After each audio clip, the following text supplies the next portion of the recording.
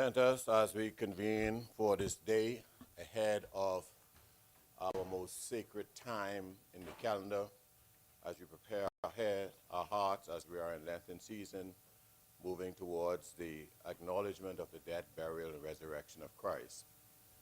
I think it is fitting for us to remind ourselves about who we are, regardless of whatever place God has assigned us at the table.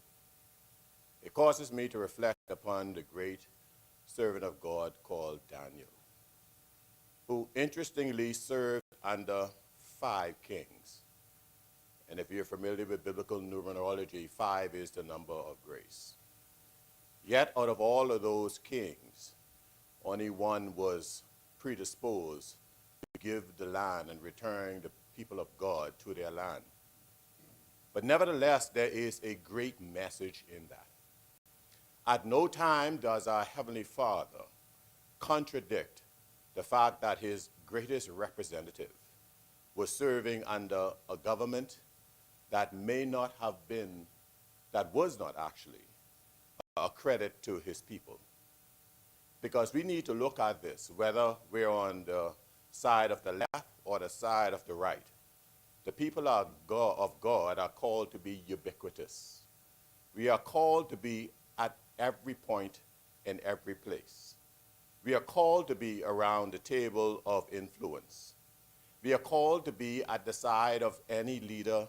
Many times the leader may not be who persons may have deemed to be a credit to their nation at the time, but the voice of God must be present at all times. I say this to say to all of us in this upper house that we have a higher calling in our faith. Don't let anyone despise you for your faith being on the left or on the right. Your assignment is to be at the right place at the right time for you to give the right advice. The decision of the leadership is not on your head, but being the watchman is always your duty. Do not allow persons who don't understand your silent prayer or your back door, back room, or around the table advocacy for what you know to be right, even when it fails, because God is watching. There are people of God on all sides. We cannot be a Christian nation without there being people of God in every political sphere. So celebrate what God has called you to be. Honor the place where God has called you to serve. Stand proud in the environment and the times in which God has called you to serve. It is not your job to deliver the people before God's time, but it is your job to be there in the space of time, saying the right thing and being the voice of God around it. So I celebrate you senators, of whom I sufficiently know your characters and your profession. And I stand in faith believing that you are the voice in those places of decisions, even though you may not have the decisive vote, to be able to ensure that thus said the Lord is articulated. With that in mind, as we serve today and we go in our friendly debate, let's be vigorous, because it is in the multitude of our debate that we establish truth and we establish the will of the people. Let us pray. Father God, we give you thanks today for this place that we call the upper house, for the minds and the hearts that are serving at this critical time. We acknowledge that within you we live, we move, we have our being. And we stand in our own unique way, iron sharpening iron, to bring you glory in our spheres. We thank you for the deliberations on these bills, and may the heart of the people be touched by the contributions, and may your ultimate will be obtained. We thank you this day, and we bless those in this service here now in the heart and in the house of the people for the good of our Commonwealth. And all those present, let us say the Our Father prayer. Our Father, who art in heaven, hallowed be thy name.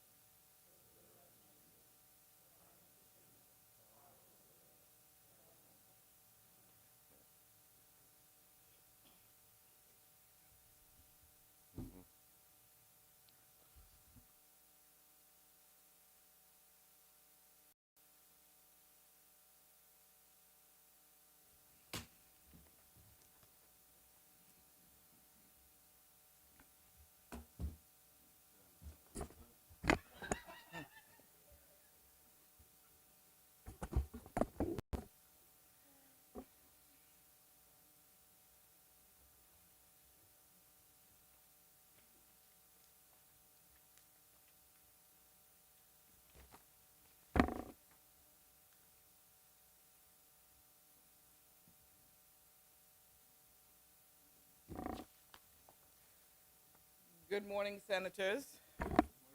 Welcome to the morning session of Monday, the 16th of March, 2026. Adoption of minutes. The chair recognizes Senator Honorable Michael Halkitis. Thank you very much, Madam President. Madam President, I move that the minutes of the session of the Senate held on Thursday, 5th of February 2026 be adopted with an amendment showing that also present at that session was Senator Diasante Small. Second. It has been moved and seconded that the minutes of the Senate session held on Thursday, the 5th of February 2026 be adopted with one amendment showing that Senator Diasante Small was present in the chamber.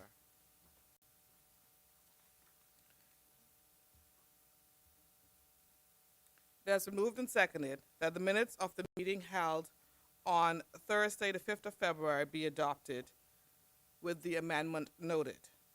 As many are in favor, say aye. Aye. Those opposed, say nay. The ayes have it. The minutes of the Senate meeting held on the 5th of February, 2026 are hereby adopted.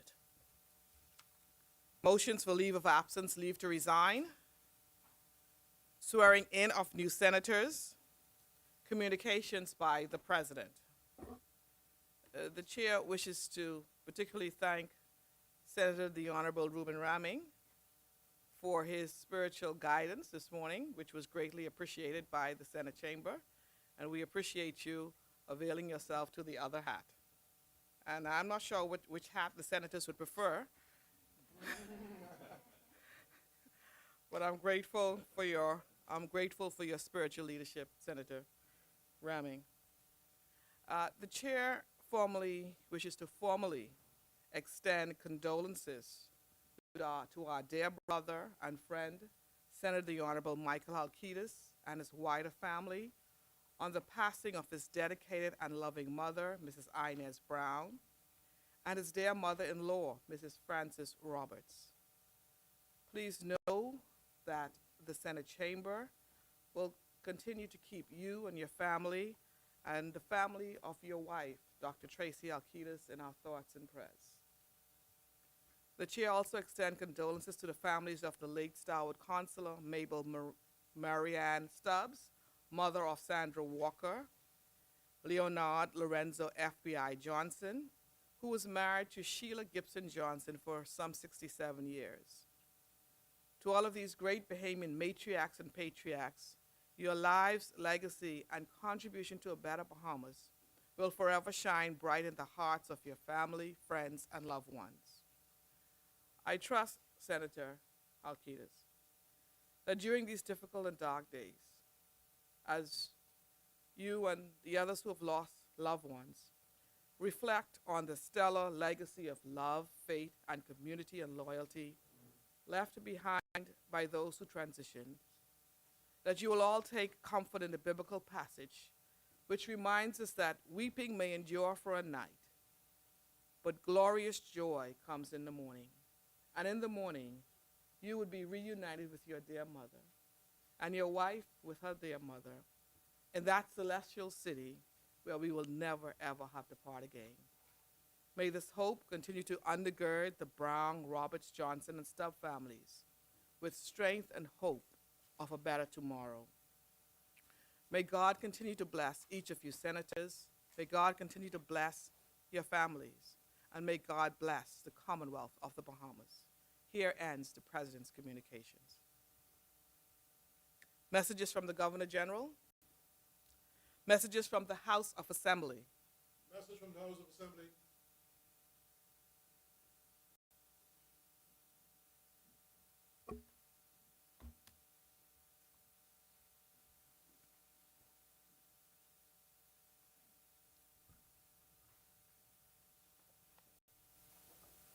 Bahamas number 55, message to the Honorable the President and Honorable members of the Senate from the Speaker and representatives of the Honorable House of Assembly. The House of Assembly acquaints the Honorable the Senate that they have passed the following bills and desire the consent of that Honorable Chamber, namely, a bill for an act to amend the Value-Added Tax Act to exempt qualifying unprepared food items and certain imported goods from value-added tax and for connected purposes. A bill for an act to establish a Junkanoo Authority of the Bahamas to govern, regulate, manage, promote, and develop Junkanoo as a national cultural heritage and for connected purposes. A bill for an act to provide for the establishment, governance, and administration of the Creative Performing Arts School of the Bahamas and for connected purposes. House of Assembly, Nassau, 11th March 2026. Patricia DeVos, Speaker. Bahamas, number 56. Message to the Honorable the President and Honorable members of the Senate from the Speaker and representatives of the Honorable House of Assembly. The House of Assembly acquaints the Honorable the Senate that they have agreed to the following resolution and desire the consent of that Honorable Chamber. Resolved that pursuant to Section 53A of the Ministry of Finance Act, this House approves the conveyance of Bolivian land to the Minister responsible for housing for a nominal amount of $10 Bahamian. House of Assembly, Nassau, 11th March 2026. Patricia DeVos, Speaker.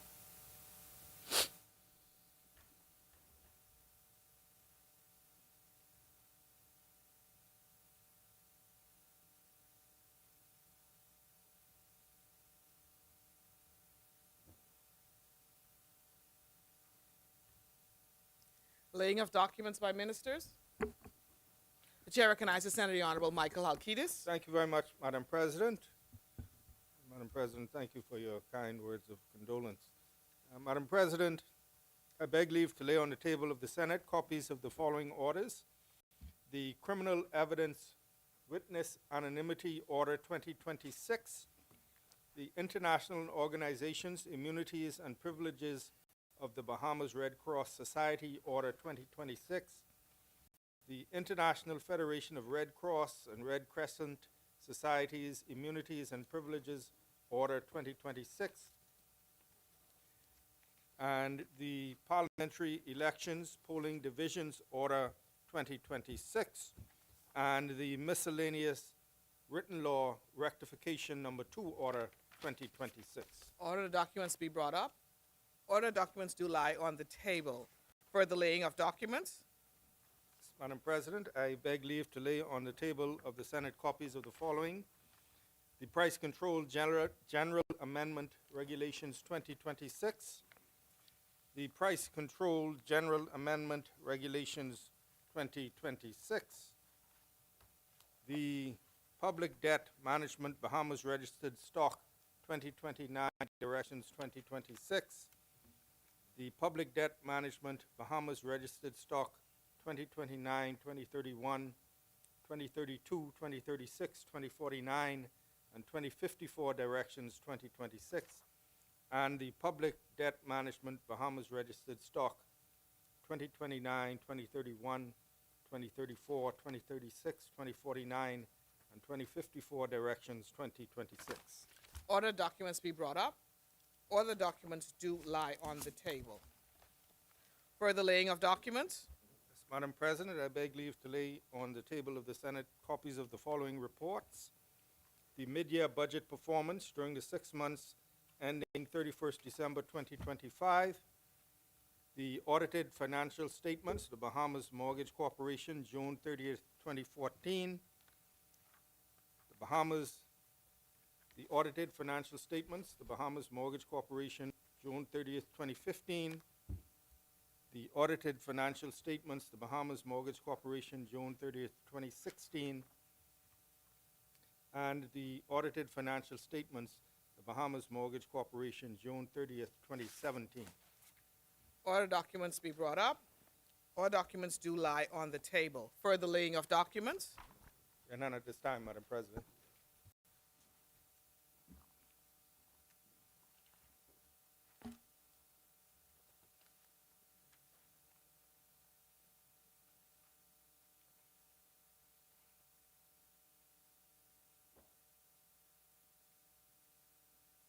Communication by ministers. Communications by senators. Questions. Answers to questions. Presentation of petitions. Appointment of select committees. Reports of committees.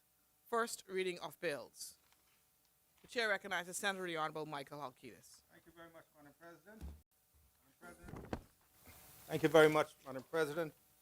I move for I beg leave to introduce and have read for first time a bill for an act to revise the law relating to planning and subdivision, to validate certain conveyances, and to repeal and replace the Planning and Subdivision Act 2010.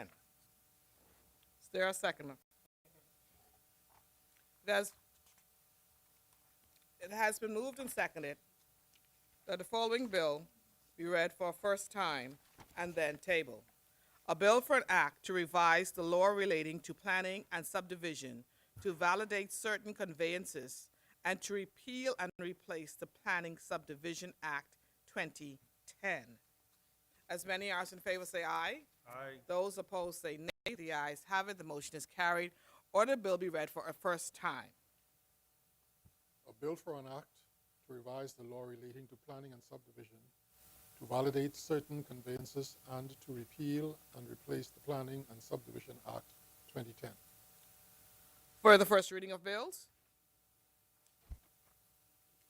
Madam President, I beg leave to introduce and have read for first time a bill for an act to provide for the establishment, governance, and administration of the Creative and Performing Arts School of the Bahamas and for connected purposes. Is there a seconder? It has been moved and seconded that the following bill be read for a first time and tabled. A bill for an act to provide for the establishment and governance and administration of the Creative and Performing Arts School of the Bahamas and for connected purposes. As many as in favor say aye. Aye. Those opposed say nay. The ayes have it. The motion is carried. Order the bill be read for a first time. A bill for an act to provide for the establishment, governance, and administration of the Creative and Performing Arts School of the Bahamas and for connected purposes. For the first reading of bills. Madam President, I beg leave to introduce and have read for first time a bill for an act to establish the National Youth Commission for the purpose of promoting youth development, empowerment, and engagement, and for connected purposes. It has been moved and seconded that the following bill be read for a first time. A bill for an act to establish the National Youth Commission for the purpose of promoting youth development, empowerment, and engagement, and for connected purposes. As many as in favor say aye. Aye. Those opposed say nay. The ayes have it. The motion is carried. Order the bill be read for a first time. A bill for an act to establish the National Youth Commission for the purpose of promoting youth development, empowerment, and engagement, and for connected purposes. For the first reading of bills. Yes, Madam President, I beg leave to introduce and have read for first time a bill for an act to amend the Value-Added Tax Act to exempt qualifying unprepared food items and certain imported goods from value-added tax and for connected purposes. It has been moved and seconded that the following bill be read for a first time and tabled. A bill for an act to amend the Value-Added Tax Act to exempt qualifying unprepared food items and for certain imported goods from value-added tax and for connected purposes. As many as in favor say aye. Aye. Those opposed say nay. The ayes have it. The motion is carried. Order the bill be read for a first time and tabled. A bill for an act to amend the Value-Added Tax Act to exempt qualifying unprepared food items and certain imported goods from value-added tax and for connected purposes. For the first reading of bills. Yes, Madam President, I beg leave to introduce and have read for first time a bill for an act to amend the Automatic Exchange of Financial Account Information Act. For the first reading of bills. Second. I'm ahead of myself. Is there a seconder? It has been moved and seconded that the following bill be read for a first time and tabled.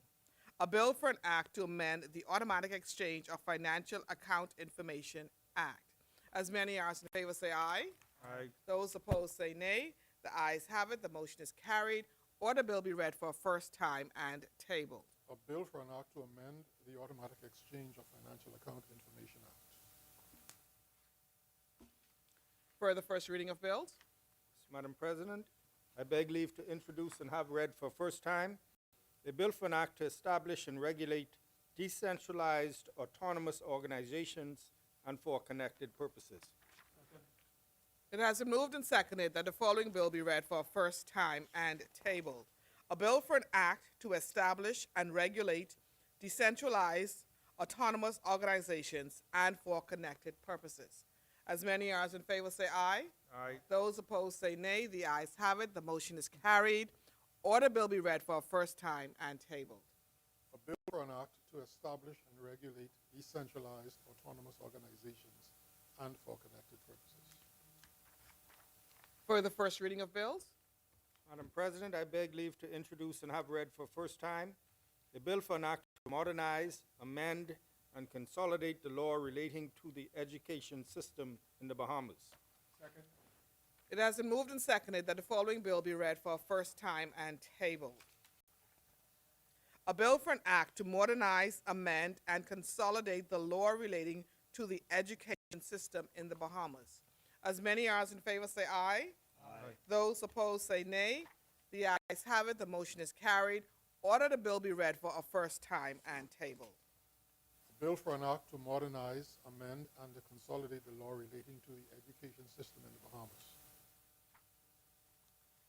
For the first reading of bills.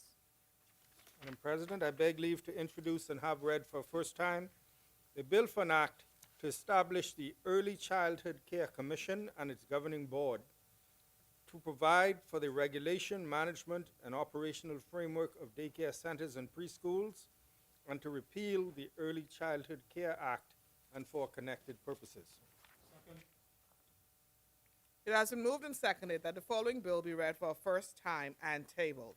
A bill for an act to establish the Early Childhood Care Commission and its governing board to provide for the regulation, management, and operational framework of daycare centers and preschools, and to repeal the Early Childhood Care Act and for connected purposes. As many as in favor say aye. Aye. Those opposed say nay. The ayes have it. The motion is carried. Order bill be read for a first time and tabled.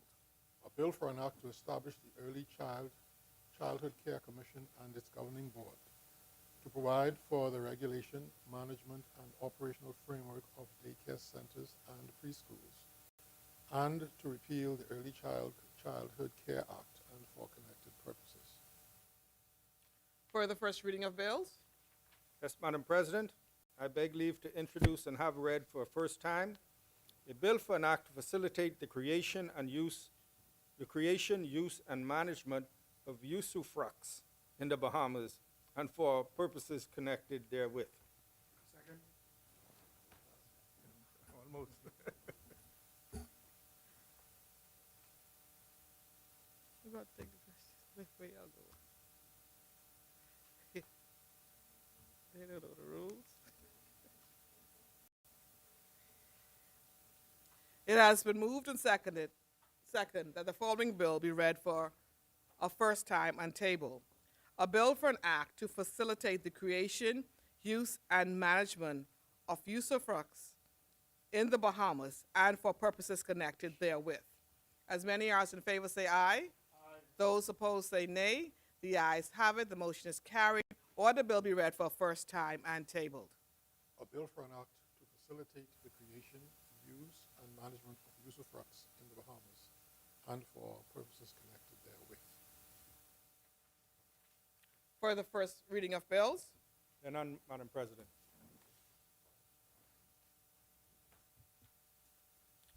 Second reading and committal of bills. The chair recognizes Senator the Honorable Michael Halkitis. Thank you very much, Madam President.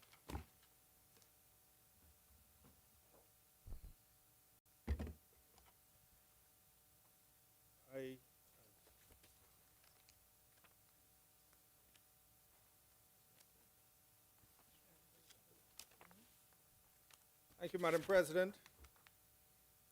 I rise to move for second reading and committal of a bill for an act to amend the Value-Added Tax Act to exempt qualifying unprepared food items and certain imported goods from value-added tax and for connected purposes. Madam President, the cost of living is an issue that touches every household, touches every family, and every economy around the world. From the price of groceries to the cost of housing, energy, and transportation, people everywhere are feeling the pressure of rising expenses. Across the globe, the cost of living has become one of the defining challenges of our time. And surveys consistently show that it is the #1 concern for citizens. In fact, global studies routinely find that well over 50% of people say the cost of living is their top concern. And Madam President, these concerns are not abstract statistics. They represent real struggles faced by families trying to put food on the table, pay electricity bills, and maintain a decent standard of living. While the cost of living crisis is global, countries and indeed governments must find local solutions. And here at home, Madam President, this administration has taken several deliberate steps to reduce financial pressure on households. And one of the most important is this amendment that we will debate today, the value-added tax amendment allowing for the elimination of VAT on unprepared food. Some people might criticize the timing of this latest amendment, but I would say, Madam President, this is not the beginning of our efforts in terms of tax relief. You would recall that in January 2022, 3 short months after coming to office, this government reduced VAT from 12% to 10%, and in March of 2025, we reduced VAT on unprepared food from 10% to 5%, and now we are going for the proverbial whole hog, Madam President, where we are taking it and exempting, and so there will be 0 VAT paid on unprepared food purchased in the grocery store. Beginning in 2022 with the general VAT decrease, and I'll speak later on about some of the other initiatives that we have been pursuing beginning in 2022 to impact the cost of living. And so, Madam President, it is not timed because of an impending choice that people will be asked to make very soon, but indeed just the next step in an evolution of steps, in a continuum of steps that have been taken beginning in 2022. But Madam President, as we know, over the last several years, the global economy has experienced major shocks, and we are in the middle of a potential major shock right now with geopolitical, I was going to say tensions, but it's gone beyond tensions now to open conflict that threatens to disrupt the global economy and to impact us as well.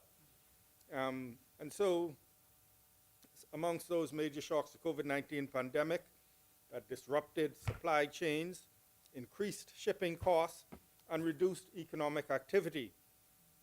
Coming out of the COVID pandemic, we saw inflation, worldwide inflation surging, pushing up prices of basic necessities such as food, fuel, and housing. And today, households across the globe continue to feel these effects.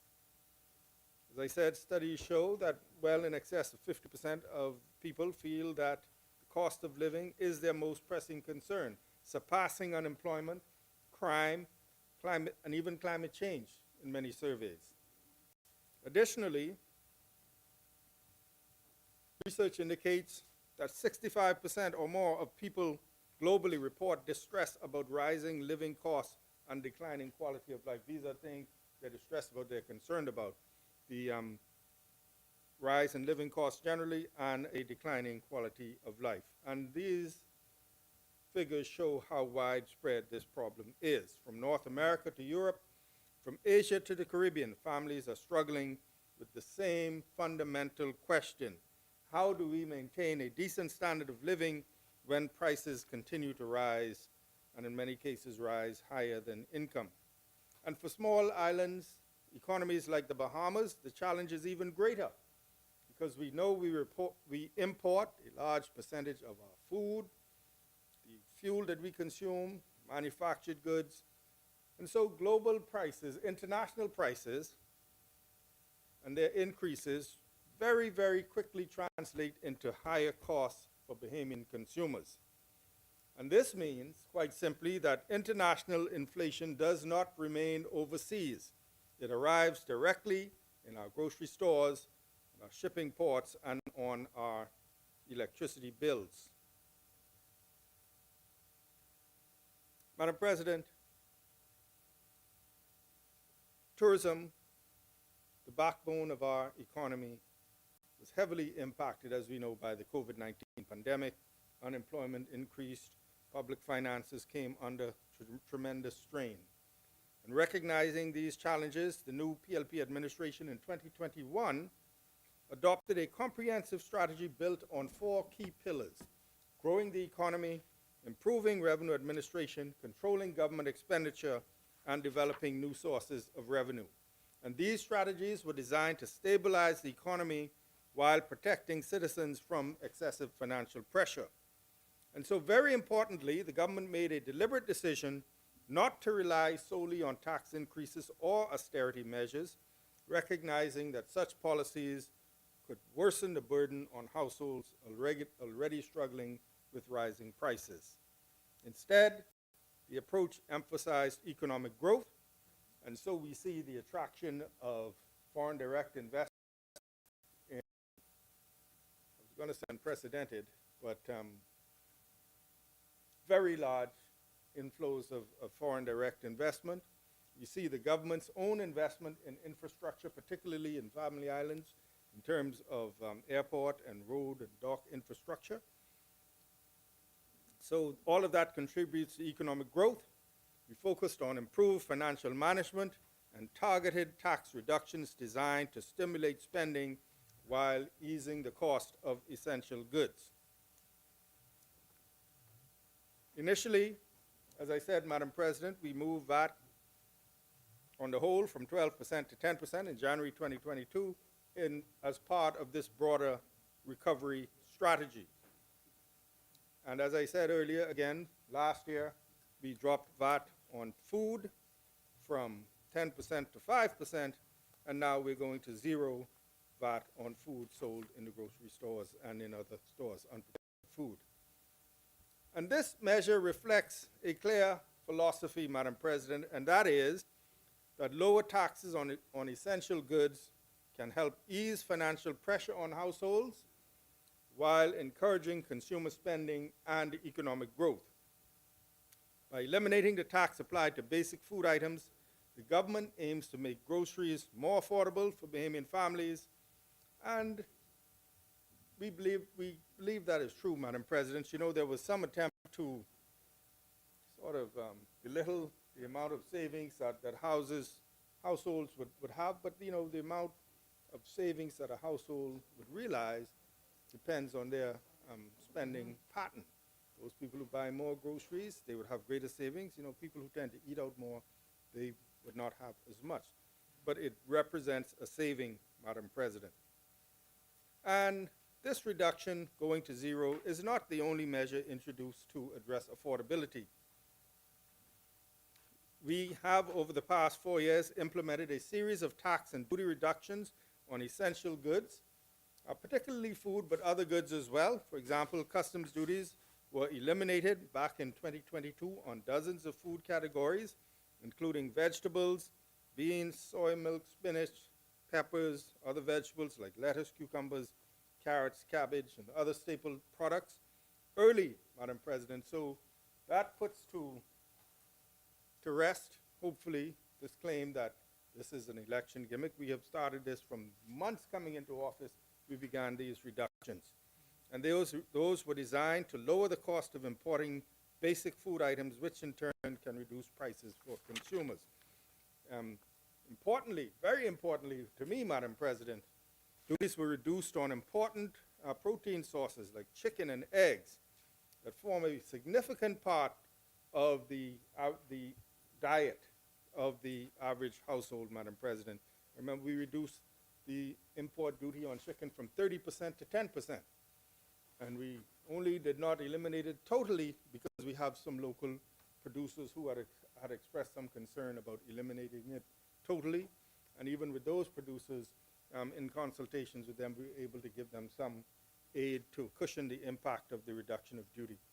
But from the very beginning, Madam President, also as part of our tax reduction crusade, we reduced duties on building materials, including roofing materials, plumbing supplies, hurricane-resistant construction materials.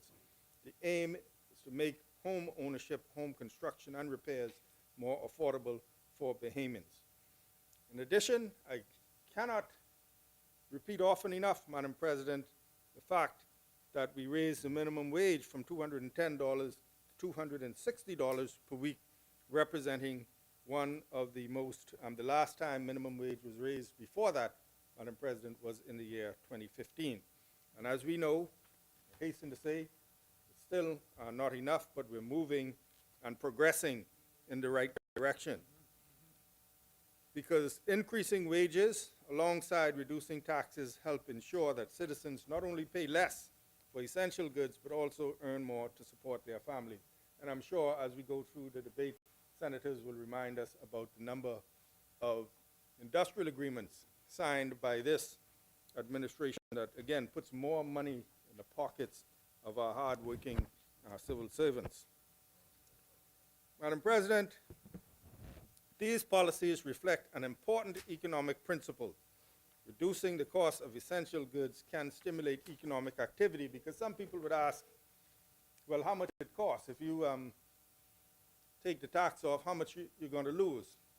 And we can quantify that, Madam President, but we also know that by keeping more money in the pockets of individuals, they then can be able to spend that money on other things. And many times, when you do the opposite, by raising taxes, it has the opposite effect by dampening economic activity. So we believe that this is sound policy, Madam President, helping the households while also providing more fuel for economic activity. Because when houses spend less on taxes and things like customs duties, they have more money with which to spend elsewhere. And that additional income can circulate throughout the economy, supporting other businesses, encouraging entrepreneurship, and creating jobs. The other plank, before I conclude, Madam President, is improved revenue administration.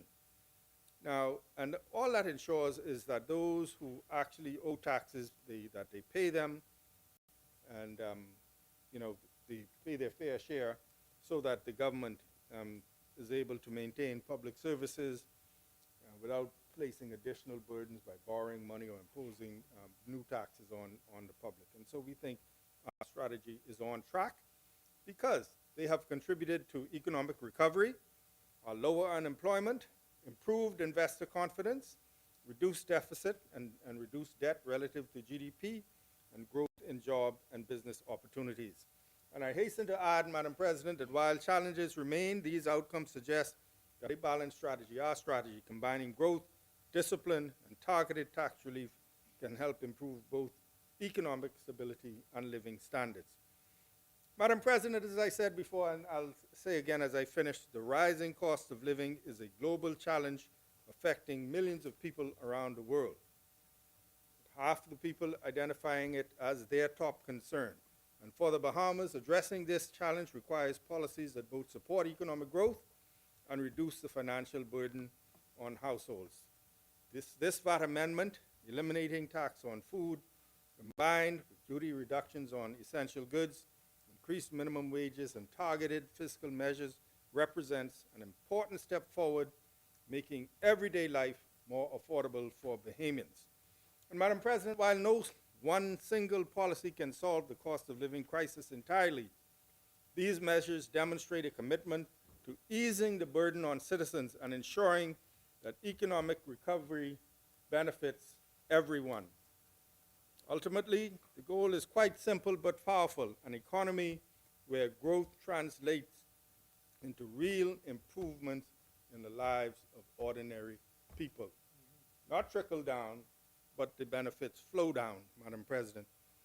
Because economic success should not only be measured in statistics or financial indicators, but in whether families can afford the basics of life, that is food, shelter, healthcare, and opportunity. And this amendment, Madam President, takes another step in that direction of making life more affordable for Bahamians. Thank you, Madam President. I so move.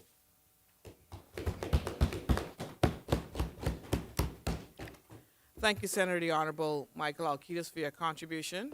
Is there a seconder? Chair recognizes Senator the Honorable J. Ann Major. Thank you, Madam President. Madam President, it is once again an honor to be back in this honorable chamber. And I too wish to extend my condolences to Senator Alcides on the loss of his mother and mother-in-law. My prayers continue to be with him and his family during this very difficult time. Madam President, I rise today to make my contribution to the debate on the Value-Added Tax Amendment Bill of 2026, an amendment that reflects a central priority of this administration to ensuring that the benefits of economic recovery are felt by ordinary Bahamians. It's a bill that recognizes that while our economy has rebounded, while tourism numbers are strong and investor confidence has returned, we are not blind to the reality that for many households, the cost of living is still a daily challenge. This bill, Madam President, is a continuation of this administration's deliberate and sustained efforts to tackle that challenge, ease that burden, and to make life more affordable for Bahamians. Madam President, these amendments to the VAT Act build on the actions already taken by this administration to reduce the tax burden on Bahamian families and place more money back into their pockets. Since coming into office in 2021, this government has taken decisive action to ensure that taxation in this country is not only fair, but more balanced and more responsive to the realities facing ordinary Bahamians. Madam President, our record speaks for itself. One of the very first fiscal decisions of this administration was to reduce the VAT rate from 12% to 10%, reversing the increase imposed by the previous administration after campaigning that they would remove VAT. That decision alone provided immediate relief across the country.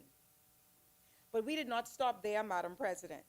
Recognizing that home ownership is one of the most important pathways to financial stability and generational wealth for Bahamian families, this administration also increased the real property tax exemption for owner-occupied homes, resulting in them having to pay less taxes on their homes on an annual basis. Beyond home ownership, the real property taxes on commercial properties valued at over $500,000 decreased from 2% per year to 1% per year, benefiting Bahamian businesses. Since taking office, Madam President, we have also reduced the VAT payable on real estate transactions, ensuring that Bahamians purchasing properties, whether it be for their first home or an investment in their future, are paying less in taxes on those transactions. Under the former administration, every real estate transaction valued at over $100,000 was 10%. When we took office, we reintroduced those staggered rates, which significantly benefited home ownership for the middle class. So properties in the range of $100K to $300K now are only 4% tax. Properties in the $300K to $500K range is 6%. This staggered rate is also limited to Bahamians only. Madam President, our good Minister of Economic Affairs, Senator Alcides, has outlined the reduction of duties on various items, but perhaps one of the most impactful areas where this government has focused its efforts is the cost of food and essential household items, because we understand that when the cost of food rises, it affects every household in this country. It affects young families raising children. It affects seniors living on fixed incomes. It affects hardworking Bahamians who are simply trying to make ends meet. And so last April, we would have seen a reduction from 10% to 5% on unprepared food items. All unprepared food items, Madam President, not just the handful of bread basket items which were zero rated under the F&M, half of which didn't even include actual food. Madam President, that was not the end of the journey. It was just the beginning of a broader commitment to reducing the cost of essential goods. In September, we saw the reduction from 10% to 5% on other items like baby diapers, feminine hygiene products, medications, medical supplies, and so forth. And now, with this 2026 amendment, we will go a step further. Effective the 1st of April, VAT on a wide range of unprepared food items will be reduced to zero. Zero, Madam President. That means basic food items that Bahamian families rely upon every day will no longer carry the additional burden of VAT. Madam President, many of us recall the headlines from the opposition last year when we reduced VAT on food items to 5%. They were all shouting, go to zero. When what they were really saying is, do what we didn't have the courage to do when we were in office. Do more to increase the to address the tax burden that we put on the Bahamian people in 2017. Be that as it may, Madam President, we went to zero. This is real relief.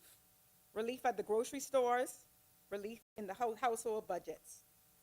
Madam President, when we look at these measures collectively, the reduction of VAT rates from 12% to 10%, the expanded real property tax exemptions for homeowners, the reduction in duties, the reduction in VAT payable on real estate transactions, the reduction of VAT on unprepared foods and other essentials from 10% to 5%, and now the complete elimination of VAT on unprepared foods, we see a clear and consistent pattern.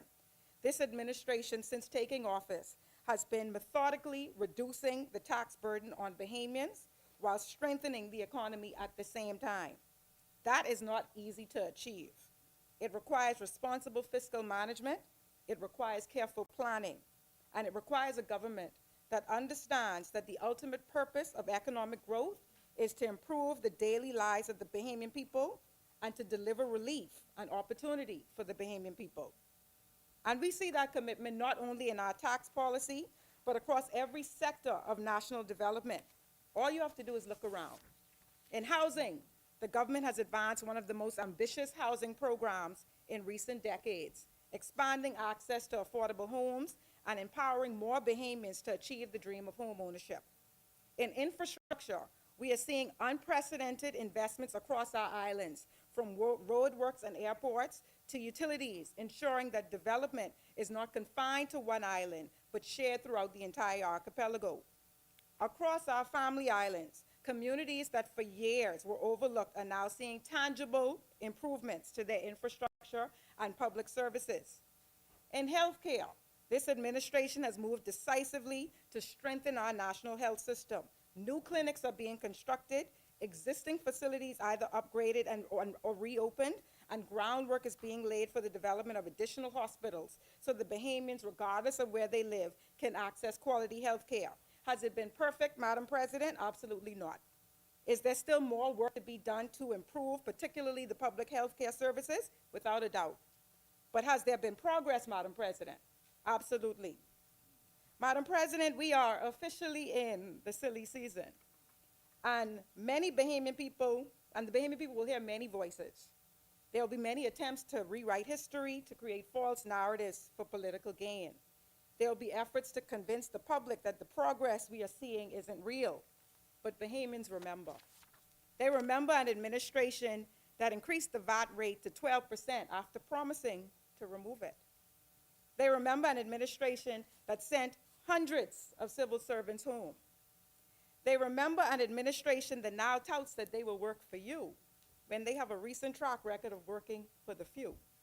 The few who were permitted to fly into the country to bury their pets when Bahamians could not enter the country to say goodbye to loved ones. They remember when the former administration benefited the few by prioritizing concessions for airplanes and other high-end airports, while ordinary Bahamians still grappled with high duties on their own household appliances like washing machines. On the other hand, Madam President, they can see that this administration has chosen a different path. We chose to reduce the VAT across the board. We chose to remove the VAT on unprepared foods. We chose to increase the minimum wage and increase the salaries of many in the public service. We chose to invest in housing, infrastructure, the creative arts, in our young people, in healthcare. And we chose to ensure that the economic growth translates into opportunities and relief for Bahamian families. Frankly, Madam President, we know that this is not about what this administration is not doing. This is simply about the F&M believing it is just their turn now. And they are banking on the status quo, 5 years on, 5 years off. But when Bahamians examine the record, they will see a government that has delivered tangible progress across this nation. They will see a government that has strengthened the economy. They will see a government that has restored investor confidence, a government that said they deserve more than the 22 breadbasket items. They will see a government that is building opportunity. They will see a government that understands that public policy must ultimately serve the people of this country. And so, Madam President, as we debate this bill today, we are also reminded of a broader choice facing our nation, a choice between moving forward or turning back, a choice between continued progress or returning to policies that place heavier burdens on the Bahamian people, a choice between building on the momentum we have created or risking the uncertainty of reversing the course. And I believe the answer is clear. The choice is progress. The choice is continued opportunity. The choice is a Bahamas that moves forward, not backwards, but together. For these reasons, Madam President, I support the Value-Added Tax Amendment Bill of 2026, and I commend it to this honorable Senate. May God bless our Prime Minister as he continues to steer this ship, and may God continue to bless the people of this great Commonwealth of the Bahamas. Thank you, Madam President.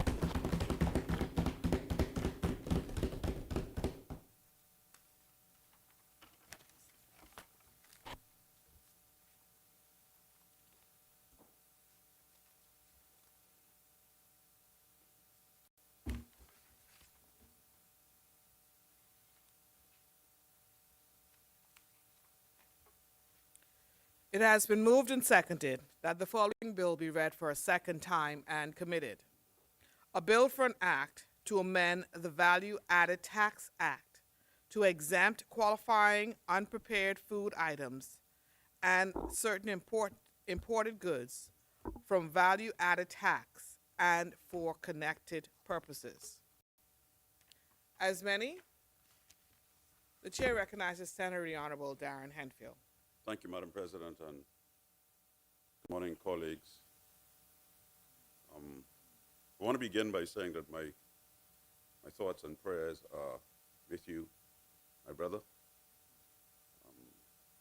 I lost my mom 9 years ago, almost, and it's still like yesterday, so don't expect, I wish I could give you better words, but don't expect the feeling to go away anytime soon.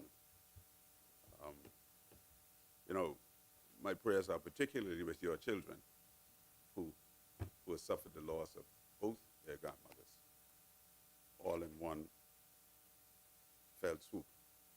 But I can say to you, as a man of faith, that God's grace is sufficient for you. I now have to get on with my business here. It is quite comical, I think, that we should be told here today that this is not about political expediency. This is not about electioneering. This is not about trying to convince the Bahamian people that there is some love, Madam President, in the heart of this administration for them. And I don't believe they're convinced. Because instead of colleagues opposite who are in the government, who've been in power for the last 4 years plus, being able to run on a record of what they have accomplished in the last 4 years, they still sound to me like they're running on COVID. And I don't hear Dorian yet for the day, but I'm sure I'm going to hear that before the day is done. You were elected because the Bahamian people thought that you could be better than we were in the management of the country during the period from 2017 to 2021. But you have turned out, in my humble estimation, Madam President, this administration has turned out to be an abysmal failure. That is why they cannot run on their record. That is why they cannot stand in this august place and say, what have they accomplished in the last 4.5 years, but yet find the temerity to come to the Bahamian people and ask for a continuation of what? If this government truly wanted to bring relief to the Bahamian people, they would have kept the hedging program in place. They would have kept that in place, which saved millions. You are a lost man. You are a lost man. You are a lost man. You ever been lost, so I don't expect you to find your way now. Order. Order. As lost as a goose in a snowstorm. Senator A Hatfield, lost fellow. please speak to the chair. A Speak to the lost chair. fellow. Thank A you. lost fellow. Lost Senator, fellow. speak to the chair, please. If this government truly cared about the Bahamian people, it is my view that they would not have ignored the CEO's urging to continue the hedging program at BPL, which saved Bahamians millions of dollars in energy costs during our time in administration when it was instituted. They would not have ignored it. It's amazing how this administration always touts its love and care and concern for the Bahamian people. And there's very little to show it. Very little to show it when given the opportunity to do so. And look here, Senator, we had removed VAT from more than just what you call the few or the couple of bread basket items, you know. And you know what I want to say to you? Those people who enjoyed the removal of VAT from the bread basket items, they appreciated that, you know. They appreciated that. Some families in this country today can't feed their children. They can't feed their children in this country. I walk to houses, and even in a constituency like South Beach, where people are in the upper or middle income bracket, there are families who are struggling to put bread on the table. And that's why we've introduced during our campaign, even in your area? Even in your area? No, I'm going to tell you some of the stuff that we took VAT, that we zero-rated VAT on. No, I talk about zero-rating VAT. That's what we come here to debate today. That's what I come here to debate today. That's what I come here to debate today. We remove VAT from feminine products. We remove VAT from baby products. We zero-rated VAT on medicine. Madam President, we zero-rated VAT on medical health insurance. We zero-rated VAT on a number of other things other than the bread basket.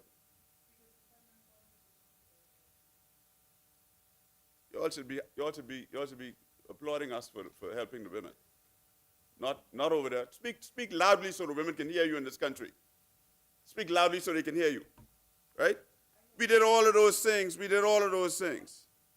Whilst you came to office and ignored the advice of the CEO of BPL and allowed the hedging program to lapse. And then came in here with the audacity to say, as I've heard echoed in here this morning from some hollow chamber, that the hedging program was nonsense. It wasn't nonsense. Bahamians saved millions and millions of dollars on the hedging program. Millions of dollars. And I'm not going to relitigate the hedging program for you, but what it did was it locked in the cost of a barrel of fuel so that BPL could know with a certainty that they would not pay above the price that they locked in on the hedging program. And you know, it is curious to me that I look at this newspaper here, The Guardian, from the 6th of March, 2026, where Christie And Christie is now the CEO of BPL.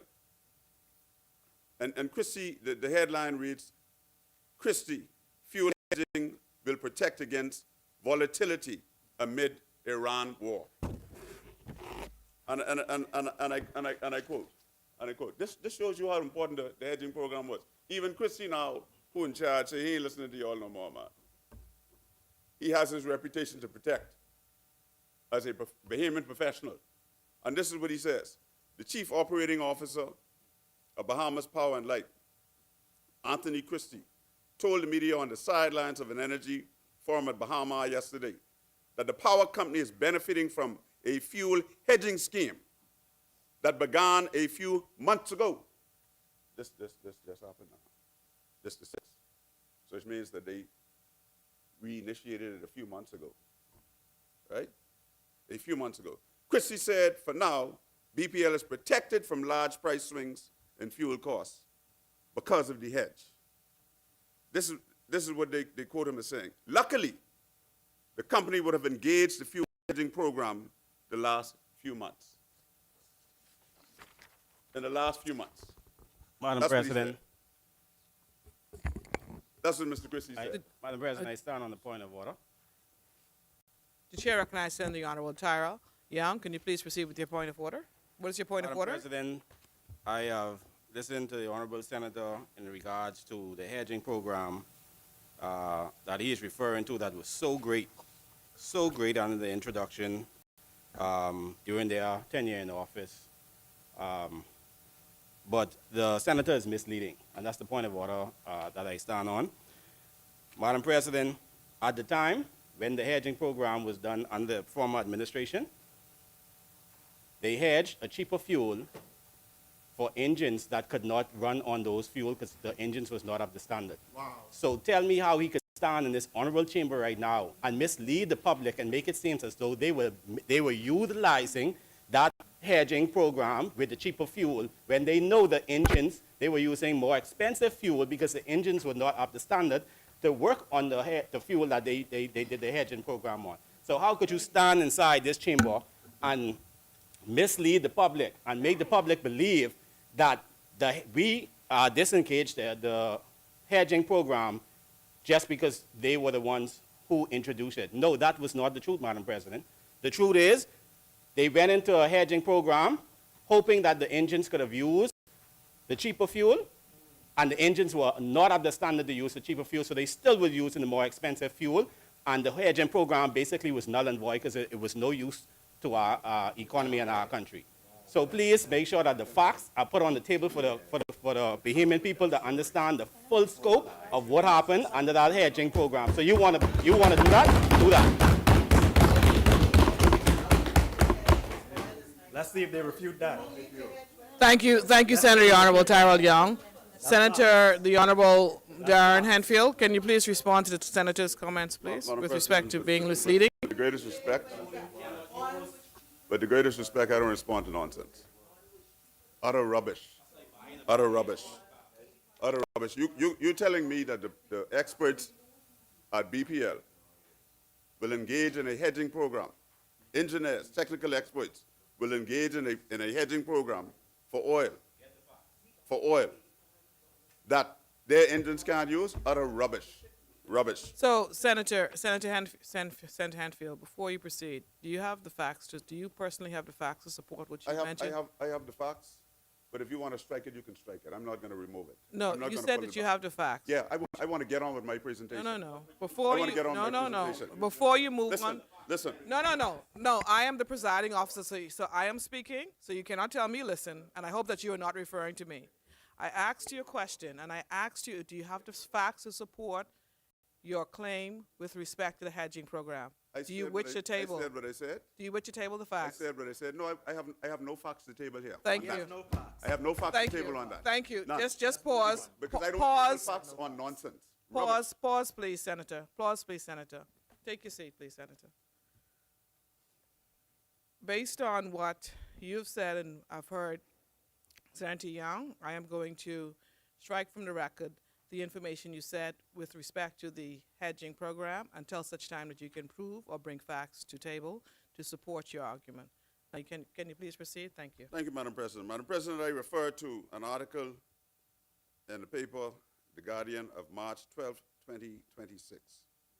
It says, the headline is Monroe's claims on BPL fuel hedge misses context provided by then CEO. And I want to take you to a point. When people talk about what the hedging program failed to do or did not do, still ignoring it even though BPL brought it back again just a few months ago, according to its CEO. And it reads like this. Hasty Inform says that up to September 2021, BPL and its customers had benefited from hedging by a reduced $30 million in fuel costs over previous 13 months. And it was estimated that the savings would rise to $55 million by January 2022. Now, if that ain't enough facts for the Bahamian people to understand that the government failed them on the hedging program by not renewing it, well, let it be. Madam President, here we are once again amending a VAT legislation.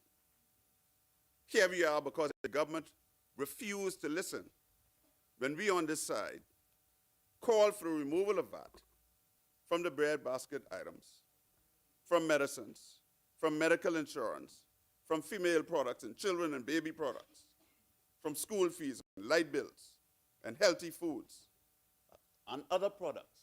Refused to remove them. But here we are again. Here we are again. Madam President, the Deputy Prime Minister said last week that these amendments aim to relieve the tax burden on Bahamian families.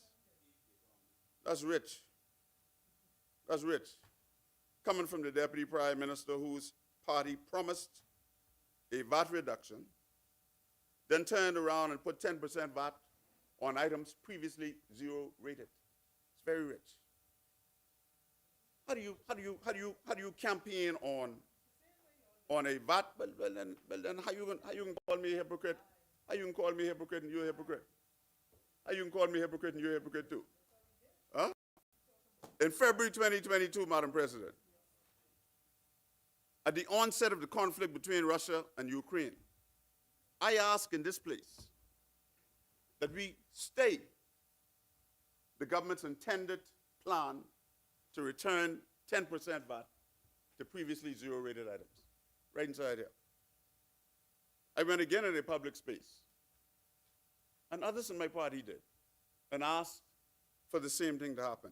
We begged the government to wait before reapplying tax on the food that families needed for survival in an economy which saw remarkable increase in the cost of living in the last 2 years. We begged the government, we pleaded. But here we are today. There's election coming. Madam President, what we got instead was more consultants, more retirees back to work, more trips abroad with large contingents feeding monkeys and other things on safari. One trip, Madam President, racked up a total cost of $1 million. Can you imagine that? One trip by this government abroad cost $1 million to Bahamian taxpayers with very little to show in return for it. Very little to show. You know, I'm happy, and I'm sure Bahamians are happy, that you have finally come to your senses and said, let's relieve this burden, this heavy burden that Bahamians face when they try to make ends meet every day in this country. Madam President, here we are again in the midst of conflict. This time in the Middle East. And this conflict threatens to further derail an international economy that was still struggling to find its footing. Still struggling. Again, we ask that this administration moves beyond being reactive, but proactive. We ask this government to take concrete steps to ease the impact of these external events that will undoubtedly touch the shores of our country, from Abaco in the north to Inagua in the south, and somewhere in the middle of South Beach. We got to move beyond being reactive, we believe, as a government, and become proactive in the way that we seek to assist and help Bahamians to make ends meet. Madam President, as we all might be aware, the Iranians, who are embroiled in war against the Americans and the Israelis, they've determined to block or cause the Straits of Hormuz to become impassable. 20% of the world's oil passes through the Straits of Hormuz. So it's a very critical spot for the world's economy. And in the result, it is believed that this conflict will result in the most significant threat to global shipping and supply chains since COVID-19. We know what happened in COVID. Everything shut down. To get a container, it costs you an arm and a leg. And container prices now are beginning to go up again. Some maritime insurers have refused to insure cargo vessels because of the conflict and the way the Iranians have determined to fight, attacking even cargo ships and oil tankers. Should this crisis continue, Madam President, over an extended period, it will trigger a global energy shock with rising oil and gas prices, amplifying shipping costs, and cascading through supply chains worldwide. And so, Madam President, as such, what we are seeing today is yet another reminder that this is not a government that truly understands or cares about the cost of living crisis that is crushing Bahamian families. Right now, because of ongoing military action in the Middle East, global oil prices have already surged past $100 a barrel. Gas prices in the United States and across the region are already spiking. The only reasons Bahamians haven't felt it yet is because we import fuel in bulk. But let us be clear. The shock is on the way. And when it hits, it will hit hard. This government has done nothing, absolutely nothing to shield Bahamian consumers. Families who already can't make ends meet are being left to fend for themselves once again. But Madam President, we in the F&M are different. We understand that we work for the Bahamian people. The Bahamian people, not the few. So today I'm advising the Senate that the Free National Movement leadership will be calling on the government to bring legislation to Parliament immediately to place a cap on the VAT collected at the fuel pumps as prices rise. This is not a new idea. It is a proven, sensible approach used in Barbados when global oil prices spiked there. Under this model, VAT on fuel adjusts downward, so government is not collecting a tax windfall off the backs of struggling families. It protects consumers, and it keeps government revenue exactly where projections say they should be. Government should not be profiteering from global oil crisis. Instead, it should be moving to protect its citizens all across this country. Now, when Bahamian families are already fighting to stay afloat, governments need to do more to help them. The F&M will release the full details of our proposal later today, but I sincerely hope that the minister here in this chamber will carry this idea to the cabinet tomorrow and insist it be adopted. You know, you don't have to give us credit for it. You don't have to give us credit for it. We will support it regardless because it is the right thing to do for the Bahamian people. That's why we will support it. We want you to be proactive this time, not simply reactive when things go wrong. You know, be proactive. Cap the price of fuel at the pumps so that when the cost of fuel goes up, Bahamians won't have to pay more in taxes on that rising cost because of the conflict that we are experiencing in the Middle East. In closing, Madam President, we have an administration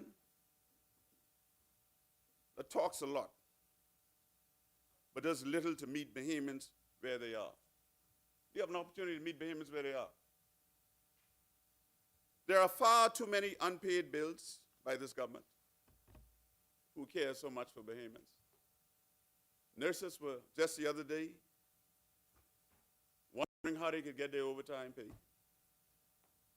Doctors and others who participate in the NHI program are unhappy, to put it mildly, with the government's handling or mismanagement of the program.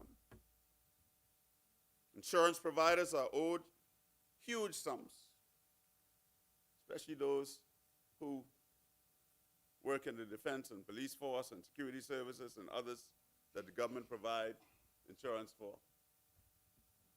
It's difficult out there. Can't pay the bills. The Public Hospital Authority is owed, we're told, $22.6 million. What are we doing with all this money, though? Other than $1 million trips. The Ministry of Works owes contractors some $68.1 million for roads and drainage and clinics and schools and public buildings and other things. $38.2 million is owed to the Water and Sewage Corporation. And much more, Madam President. And I saw someplace the other day where the government gave a loan to beaches and parks. I don't know how they can pay that back. They keep coming for more money and more money and more money. I notice around this town now they're digging up sidewalks. And not for any work underground, you know. Just digging them up and repaving them over, redoing them over. I don't understand. I don't understand what we're doing. I don't understand what we're doing. We can't pay nurses. We can't pay for medicines and keep medicines in the clinics. We can't pay the contractors in Ministry of Works. But we could be around the place digging up sidewalks and putting them back down. Madam President, I fear that this electioneering tactic by this government will not bear fruit. Bahamians see through these tactics. And they come election day. I hear one fellow say it can be soon. Not the Prime Minister, the fellow. One fellow said this, it can be soon. Come election day, the Bahamian people will show them just what time it is. Just what time it is, and vote in a government, vote in an administration that really seeks to move this country forward. And with those few words, Madam President, I rest. I thank you. Thank you, Senator Honorable Darren Hentfield. As many, the chair recognizes Senator Honorable DeSante Small.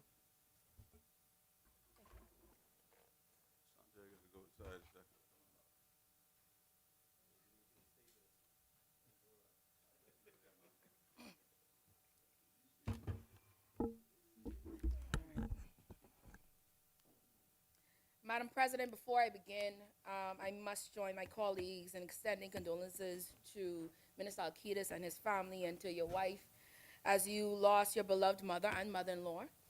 My heartfelt condolences also extended to your children, as I am truly understanding that the love of a grandmother is a truly special and irreplaceable gift. So may God comfort you and your family during this difficult time, and grant you peace and strength in the days ahead. I also wanted to extend or express my observation, Minister, that the way that you continue to show up for your people, your colleagues, the St. Barnabas community, and our country during this time of mourning speaks to your leadership, your grace, and your service, and we truly commend you for showing up. Madam Speaker, I rise today to contribute to the debate on value-added tax amendment bill. I do so mindful of the moment we are in, both locally and globally. Just days ago, the world observed International Women's Day. It is a moment when countries pause to recognize the social, economic, and political contributions of women. It is also a moment when we commit ourselves to policies that advance equality, opportunity, and dignity. At the same time, Madam President, I had the privilege of serving as part of the Bahamian delegation to the United Nations Commission on the Status of Women, led by the Honorable Miles LaRota, Minister of Social Services, Information, and Broadcasting. It was truly an honor to represent our country in that forum. It reflected where we are as a nation at this moment in our journey. We can acknowledge meaningful progress. More women are being elected, more women are being appointed to positions of leadership, and more than 50% of our judiciary is now made up of women. We now have women serving in some of the most senior positions in our nation, like yourself, Madam President of the Senate, Madam Speaker of the House of Assembly, and for the first time in our history, a woman serving as Commissioner of Police. These milestones matter. They signal a Bahamas where leadership is increasingly reflective of the talent, strength, and contributions of Bahamian women. We are also taking steps to better protect women through policies addressing violence against women, cyber safety, and climate security. But Madam President, progress must always be accompanied by responsibility. It is very clear, Madam President, that there is still more work to do. More work to achieve true gender equity, more work to ensure that both this upper chamber and the lower house better reflect the women of our country, and more work to build a Bahamas where every woman and girl can live, lead, and thrive with safety, dignity, and opportunity. At the Commission, governments from around the world to discuss how policy decisions affect the daily lives of women, family, and communities. One theme echoed repeatedly: when women participate in decision-making policy discussions, we become more grounded in the realities of everyday life. Because women are often the ones managing household budgets, supporting families, raising children, caring for elderly relatives, and stretching limited resources to keep households stable. Like my grandma always say, trying to make a dollar out of 50 cents. So when we debate legislation that affects affordability and the cost of living, we are not debating abstract economic theory. We are discussing the lived experiences of Bahamian people. So today, Madam President, I want to frame my contribution through the experiences of Bahamian women, each representing a different phase of life. We hear it a lot that there are many who seek in a very catchy way to not vote, to not represent, and to work for the few. And then there are those like this administration that commits its policies, its programs, and its actual work to ensuring it represents everyone. And so I have 4 different women that I want to map this out for today. A young woman starting her career, a young entrepreneur building opportunity, a young mother raising a family, and a senior citizen who has already given decades of service to this country. Because when we debate taxation and affordability, we must always ask one question: what does this mean for the people we serve? So to the young woman who is starting out, you may have recently graduated from the University of the Bahamas, BTVI, or another institution. You may be returning home after studying abroad, eager to contribute to your country and build your independence. But the reality is that this young lady is encountering one of the many challenges young Bahamians face. Housing costs are high, transportation costs continue to rise, groceries and everyday essentials place pressure on modest starting salaries. She is trying to build a life. She may be saving for her first apartment and managing student loans. So we have to understand that affordability truly matters to this young woman. Madam President, this administration has taken important steps to address these realities. One of the most significant actions was the increase in the national minimum wage, raising it from $210 to $260 per week. This change was designed to ensure that the lowest paid workers in our economy receive improved income support. While we acknowledge that the cost of living remains a concern, this increase was an important signal. And it demonstrated that this government is committed to strengthening the capacity of Bahamian workers. Additionally, this administration has supported job creation and economic recovery following the pandemic. See, we didn't come in and raise VAT. We came in right away and reduced it. These efforts have helped ensure that young people entering the workforce have opportunities available to them. But, Madam President, there's still more work to do. We are continuing to examine housing affordability. We are providing homes, not in this imaginary, oh, we're going to build it. We are actually building those affordable homes, Madam President. We are looking at transportation costs and financial literacy opportunities for our young people. When we talk about our young entrepreneurs, those who have the dreams and the women who are creating opportunities, they are running catering companies and retail stores, digital services, managing beauty and manufacturing businesses. Entrepreneurship reflects creativity, resilience, and determination, but it also comes with financial pressure. Inventory costs, shipping expenses, utilities, equipment and supplies. Every dollar saved allows that entrepreneur to reinvest in a business. This administration has taken steps to support entrepreneurs through initiatives such as strengthening access to financing through the Small Business Development Center specifically for women, supporting entrepreneurship training and mentorship specifically for women, and expanding opportunities for small businesses within the economy, because small businesses are the backbone of our economy. They create jobs, they support communities, they stimulate economic growth. However, Madam President, we must continue to examine the broader environment in which entrepreneurs operate. Energy costs remain one of the largest operational expenses for many businesses. This administration has already begun important work in the energy sector. This includes investments in renewable energy and modernization of our electricity grid. We are reducing energy costs not only to support environmental sustainability, but to ensure we are able to reduce the cost for businesses and households alike. And then there's that mother. Yes, a few years ago, she might have saved on just a few items, but on April 1st, she'll be able to ensure that her unprepared food items can provide more meals for her family.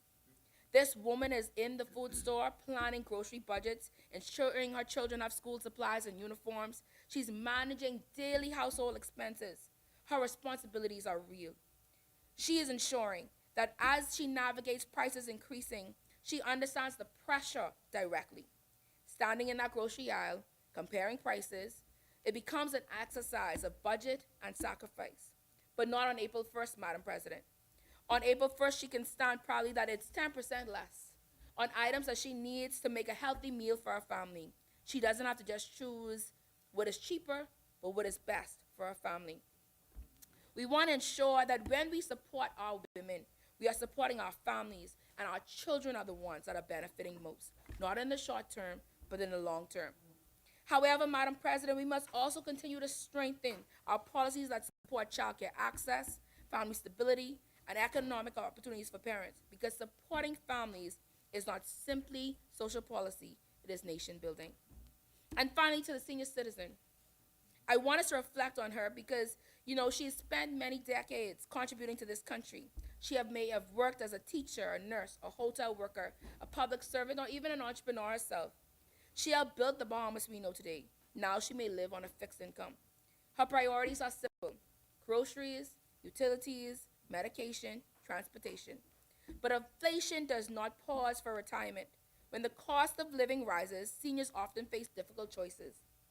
This administration has continued to support policies that provide stability for seniors through maintaining accessible health care through the public health system, supporting social assistance programs for vulnerable citizens, investing in healthcare infrastructure and services, because those who built this country deserve to live their later years with security and dignity.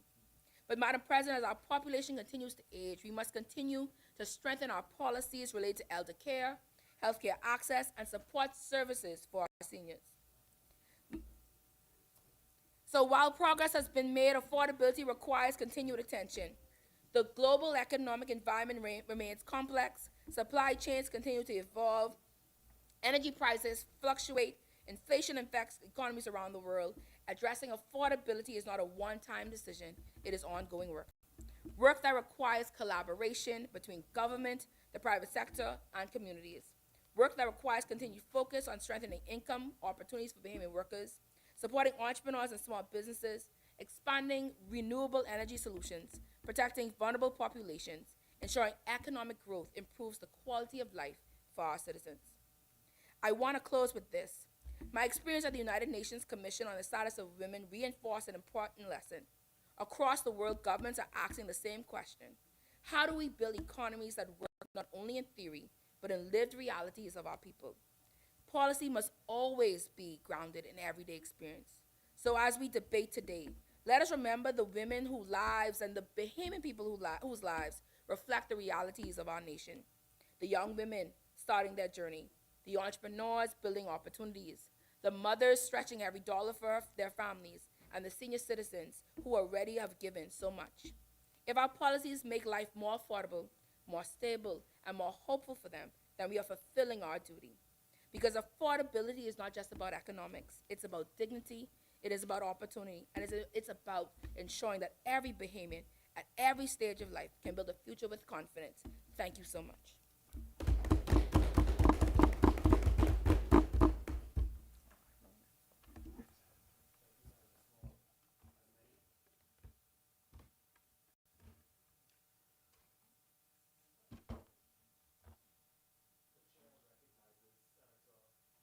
Mic on. The chair recognizes Senator the Honorable Randy E. Roll.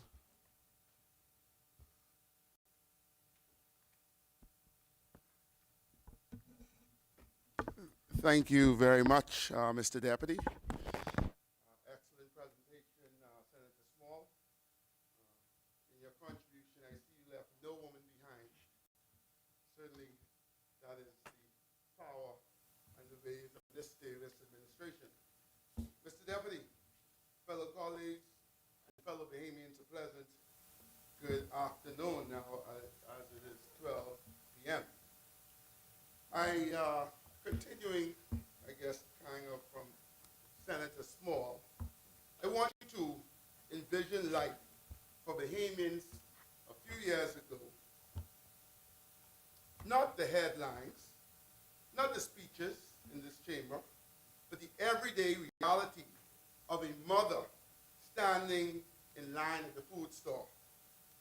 She has a cart in front of her, a few essentials, bread, milk, some fruits, vegetables, maybe a small pack of chicken if the budget allows for it that week.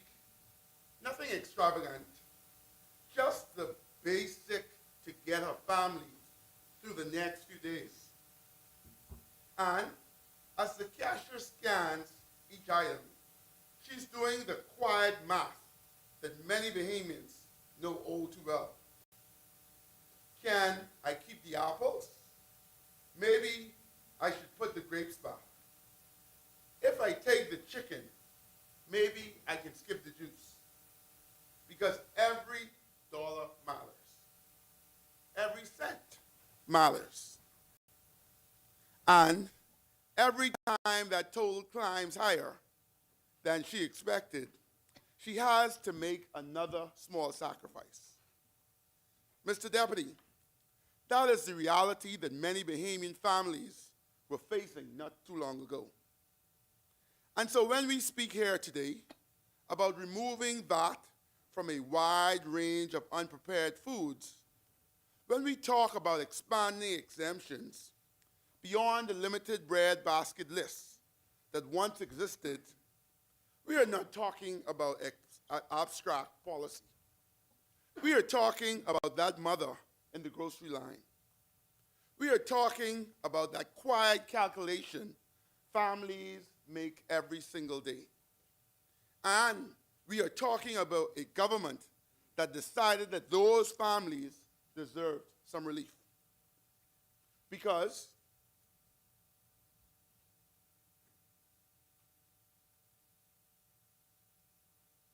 thank you, Madam President. Because when it comes to the cost of living in this country, we have to make it make sense. Madam President, that moment standing at the register, making impossible choices, is a reality for far too many Bahamians understand. And if it is not happening in New Providence, it's not just happening in New Providence or Grand Bahama, but in Family Islands. A grandson might go fishing with his grandfather, bringing home enough fish for the week. The sea provides. The table is halfway full. But now they must go to the store to add a simple few things to complete the meal. Vegetables, flour, maybe even a little seasoning. And suddenly the question becomes, can we afford it? But the math ain't mathing. Madam President, when we talk about the cost of living in the Family Islands, we must make it make sense. Because it's not just about the price of food. It's about the price of living where you were born. It's about shipping costs. It's about trucking costs. It's about the time it takes for goods to arrive. It's about qualities that sometimes declines along the way. And yes, it's about the retailers raising prices just to stay afloat. So when Bahamians say the cost of living is high, they're not talking about just one thing. They are talking about their way of life. Madam President, that is why this ballot amendment bill matters. The opposition often speaks about the removal of VAT on bread basket items. But what this government is doing goes much further. The amendment completely removes VAT from the vast array of unprepared foods that Bahamian families consume every single day. It just makes sense to reduce the VAT, the tax burden on various food families rely on to survive. It makes sense to help parents stretch their grocery budgets. And it makes sense to ensure healthier foods is more accessible to the everyday Bahamian household. Madam President, this government is on track to meet its targets. This government understands that reducing the cost of living cannot happen in isolation. That is why, across our islands, we are investing in the things that improve everyday life. Roads are being built and repaved. The water systems are being upgraded.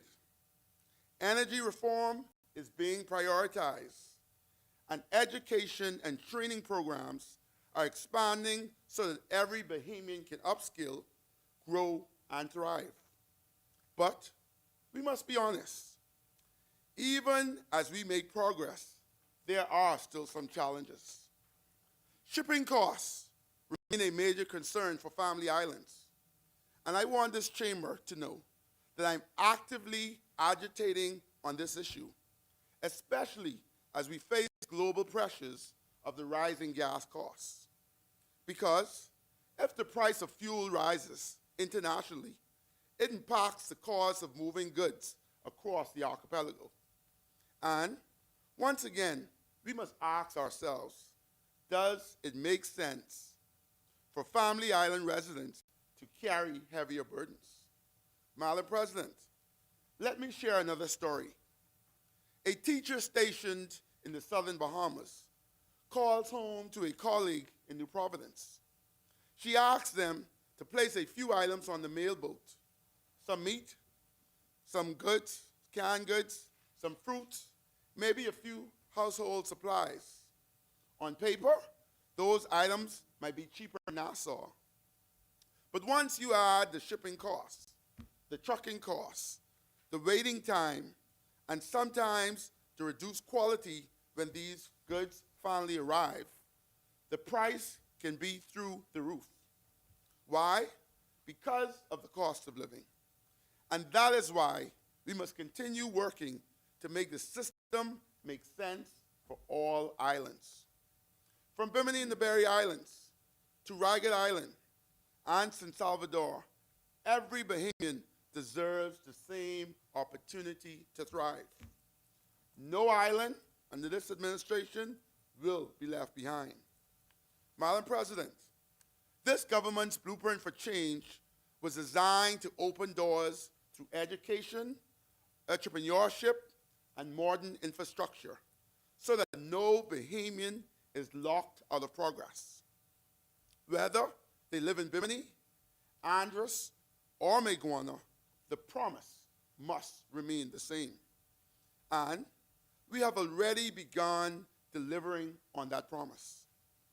From job creation and digital transformation to climate resilience and education reform, this administration has prioritized the everyday needs of Bahamians. We have reaffirmed this commitment through bold legislative action and policy initiatives designed to protect consumers, strengthen communities, and build a more inclusive and prosperous economy. Madam President, I also want to take a moment to address an issue that has been brought to me repeatedly by the people of Bimini. The recent burden on boaters has had a real impact on the local economy. We have seen the numbers drop, and Biminites have raised concerns. If tourism drives Bimini economy, then our policies must support people who depend on it. So today, I say clearly, I'm asking my brothers and government to let's continue to examine the ways that we do to assist. Madam President, there is something else that must be said clearly.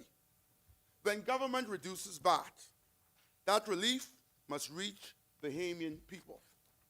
This VAT change is not an opportunity for everyone to take advantage of consumers.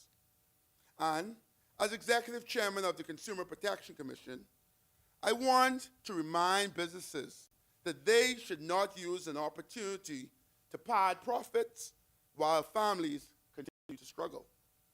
Consumer rights are not optional, they are essential. Our Consumer Protection Commission stands ready to ensure that change happens with accountability, transparency, and equality. Inspectors will continue to be on the ground, agents will be monitoring stores, and enforcement must happen where necessary.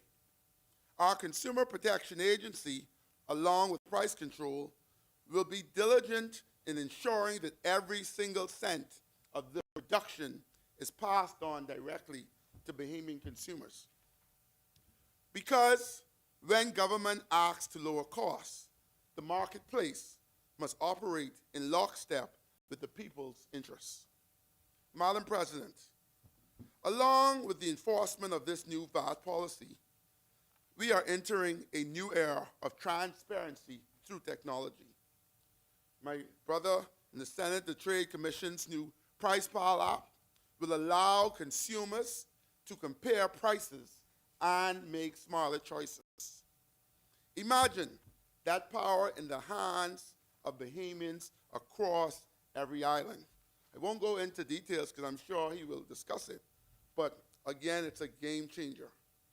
Whether you live in Nassau, Abaco, or Long Island, you will be able to see where prices are fair and where they are not.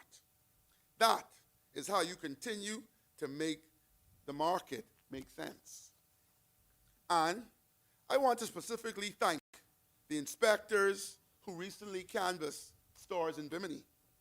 Their work on the ground shows that these policies are not just words on paper. They are being implemented in real time.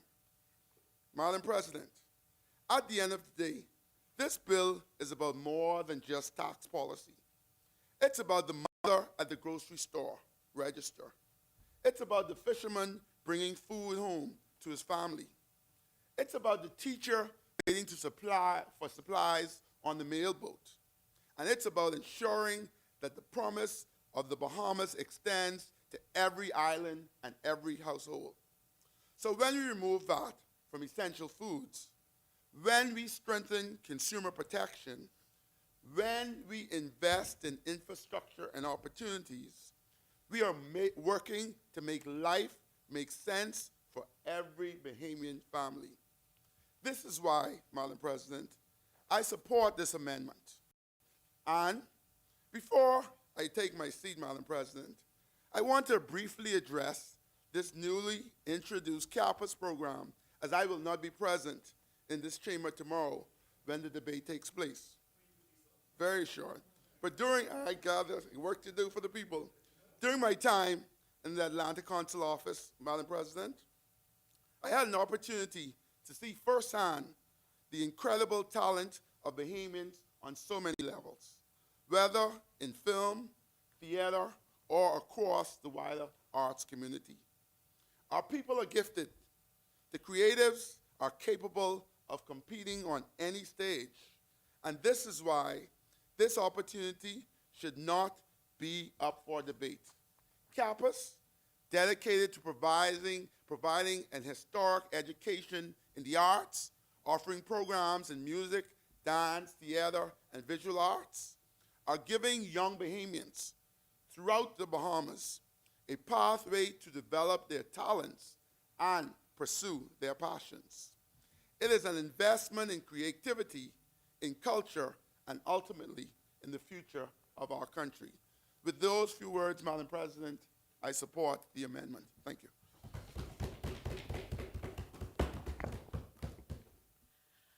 Thank you, Senator the Honorable Randy Roll. As many, the chair recognizes Senator the Honorable Michael Barnett Ellis.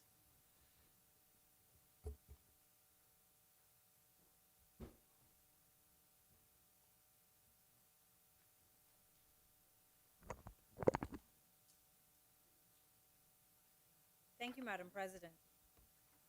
Before I turn to the substance of this bill, I'd like to acknowledge, like my Senate colleague, Senator Small, that we are observing International Women's Month following the recent celebration of International Women's Day. It's a time when we reflect on the tremendous contributions that women have made to the development of our nation and the progress that continues to be made. The Bahamas has been shaped by trailblazing women in public life, such as the first female member of Parliament, Dame Janet Boswick, and the first Madam Speaker, Rome Italia Johnson, and the first female Governor General, Dame Ivy Dumont. Their example is one of the reasons that women like myself and the other women here are able to stand in this chamber today and participate in the serious work of shaping our national policy. Across our country, women continue that legacy in our professions, in our communities, and in our homes. They are very often the ones managing household budgets, stretching the grocery dollar, and making sure their families have what they need. So when we debate policies that affect the price of food and the cost of living, we're not debating abstract economic theories. We are debating the daily realities faced by families across this country, and very often the women who hold those households together. And it is against that backdrop, Madam President, that I turn to the substance of the Value-Added Tax Amendment Bill 2026. At first instance, this bill appears to be simple and compassionate. It tells the Bahamian people that the government is eliminating VAT on certain unprepared food items in order to reduce the cost of essential goods. That is a message every Bahamian wants to hear. Families across this country are feeling the pressure of the cost of living. Parents are stretching their grocery budgets. Seniors are carefully deciding what they can and cannot afford. So any measure that genuinely lowers the cost of food deserves careful consideration and support. But Madam President, when we move beyond the headline and examine the structure of this bill, an important issue emerges. And that is the difference between VAT zero-rated supplies and VAT exempt supplies. This may sound technical, but it has real consequences for the prices Bahamians ultimately pay at the grocery store. Under the previous framework, many essential food items were zero-rated for VAT. The zero-rated supply means that VAT is charged at 0% at the point of sale, but the item remains within the VAT tax system. That matters because businesses selling those goods can recover VAT they paid on their inputs. They can reclaim VAT on imports, packaging, freight, warehousing, utilities, and other operational costs. If their input VAT exceeds their output VAT, they can claim refunds from the Department of Inland Revenue. And the effect is that VAT is removed not just from the checkout counter, but from the entire supply chain. The Treasury carries the fiscal cost of that relief. Businesses, therefore, are not forced to embed VAT into their cost structures and creating a genuine downward pressure on prices. Madam President, the bill before us, however, takes a different approach. Instead of keeping these items as zero-rated, the bill moves them into the category of VAT-exempt supplies, while also exempting their importation. That means that VAT is not charged at the register, and VAT is not charged when those specific goods are imported. But those goods are no longer treated as taxable supplies within the VAT system. That change has very important consequences. When goods are classified as exempt, businesses lose ability to reclaim the VAT paid on their domestic inputs. They cannot recover the VAT paid on freight and logistics. They cannot recover the VAT paid on warehousing and storage. They cannot recover the VAT on utilities such as electricity and telecommunications. They cannot recover the VAT on packaging, administrative services, and other operational costs. All of that VAT then becomes a real business expense. So while the customer sees 0% VAT at the register, the supply chain may be carrying embedded VAT costs that did not exist under the zero-rated system. In other words, Madam President, this policy removes VAT from the border and the checkout counter, but does not remove VAT from the domestic supply chain, and that matters. Because in sectors like food retail and wholesale, margins are already thin. Even modest increases in unrecoverable VAT can place pressure on the cost structure of retailers. Businesses then face a choice. They can absorb those costs, reducing their margins, or they can pass them on through higher prices. That's why many experts have cautioned that removing goods from zero-rated to exempt can actually increase the underlying cost of supplying those goods. And that impact is not limited to large supermarket chains. It also affects the small neighborhood food stores that serve the settlements and communities throughout our islands, including many stores throughout the Family Islands that already face higher freight and operating costs. Madam President, let's bring this down to what this actually means for Bahamian families. If the supply chain becomes more expensive from the dock to the distribution truck to the neighborhood store, then the grocery bill for Bahamian families does not magically go down. And it is this reality Bahamians are confronting every single week at the checkout counter. Madam President, this also raises a broader concern about our budgetary exercise. We are being asked to support measures that reduce government revenue, while at the same time, we continue to hear reports of essential services struggling because bills have not been paid. We've heard the challenges of provision of medicine. We've heard the difficulties with laundry services at the hospital. These are not luxuries. These are basic services that Bahamians rely on within our healthcare system. At the same time, though, we are told that government revenues are record-breaking. Yet it seems that almost every week we learn of another entity that government owes money to. And we're not talking a little bit of money, plenty money. And this Davis administration treats paying its bills as optional. And when those bills go unpaid, it is not the government that feels the consequences first. It's the Bahamian people, because Bahamian people are paying their taxes. They are paying VAT. They are paying customs duty. They are paying real property tax. They are paying business license fees. But in many communities, the basic services people expect from the government to provide are still not being delivered. In my own constituency of Killarney, Madam President, the streets are dark.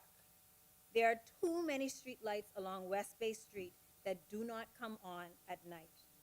There are lights along Hampshire and Devonshire that have not worked for over 10 years. Residents who travel along Western Road, Devonshire Street, Skyline Drive know very well those roads need proper paving. The verges along our main roads and residential streets are no longer being properly maintained.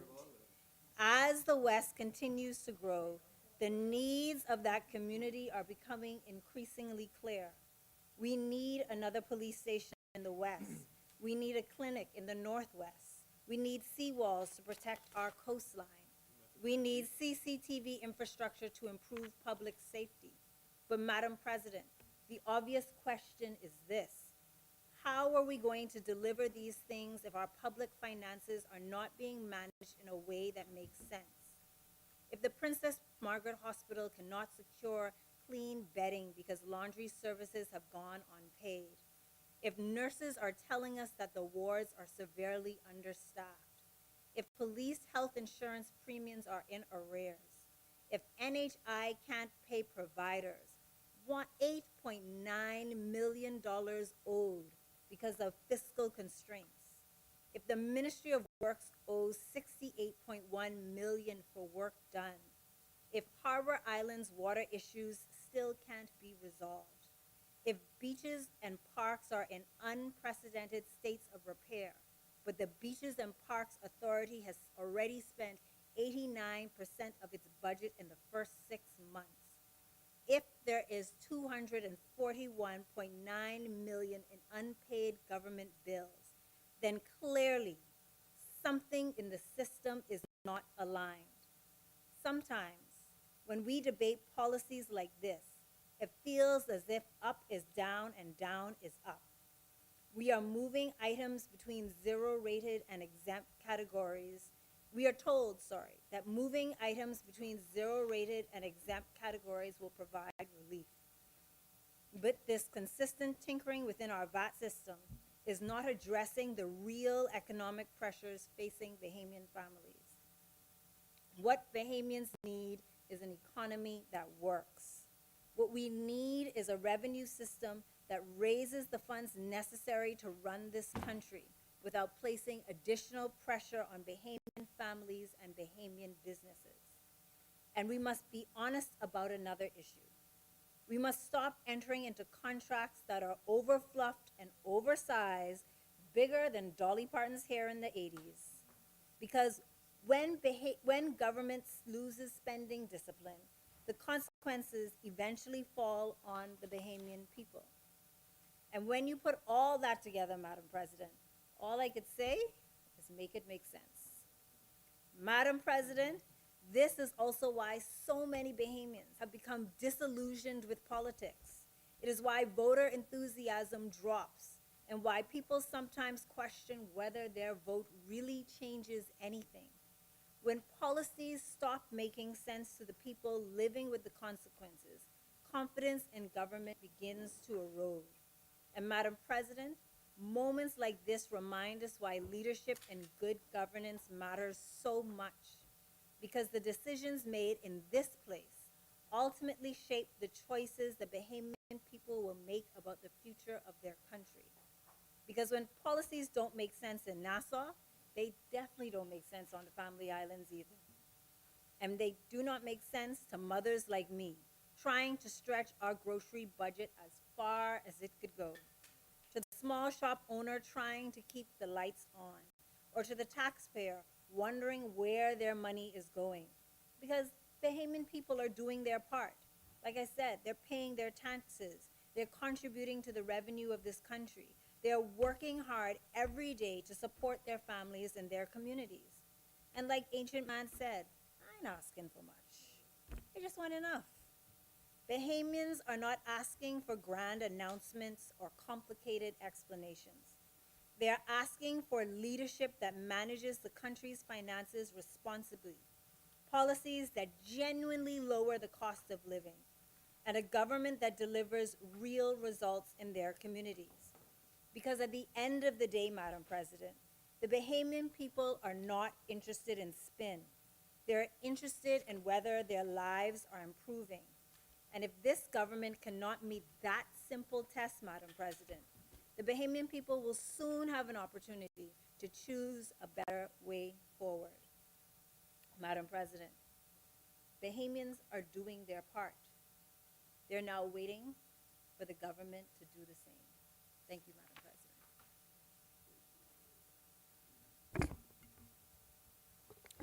Thank you, Senator Honorable Michael Abonnet Alice, for your contribution. As many, the chair recognizes Senator Honorable Roll Turner. Thank you, Madam President.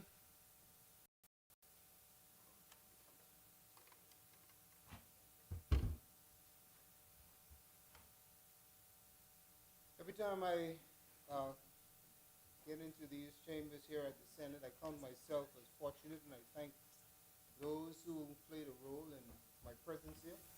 And certainly today I say thank you to the Honorable Prime Minister of this country for the opportunities that he has provided to so many people. And I also deliberately look at the faces of every senator on every occasion when I come here. Because there are many places that I go, there are some faces that I saw the last time, I didn't see them the most recent time, they passed away, things happen. But I'm grateful that God has been gracious to every senator here. Yeah. Because we are all still here, we're all still together, and things are well in most places. My beloved brother, Senator Russell, who wasn't doing as good as he often does, is doing a whole lot better. Amen. I spoke with him this morning, and I think for the first time in his life, his wife Patrice is truly in charge of what's going on with him. Because if Senator Russell were in charge, oh dear. But on a more serious note, let me also say to our brother Senator Alcides that when I first heard of his mother passing, I called him up and I said, well, boy, how do you tell someone that his mother is not going to be available tomorrow? But I know that he was a strong man. He is a strong man, but I took further comfort because I knew his wife.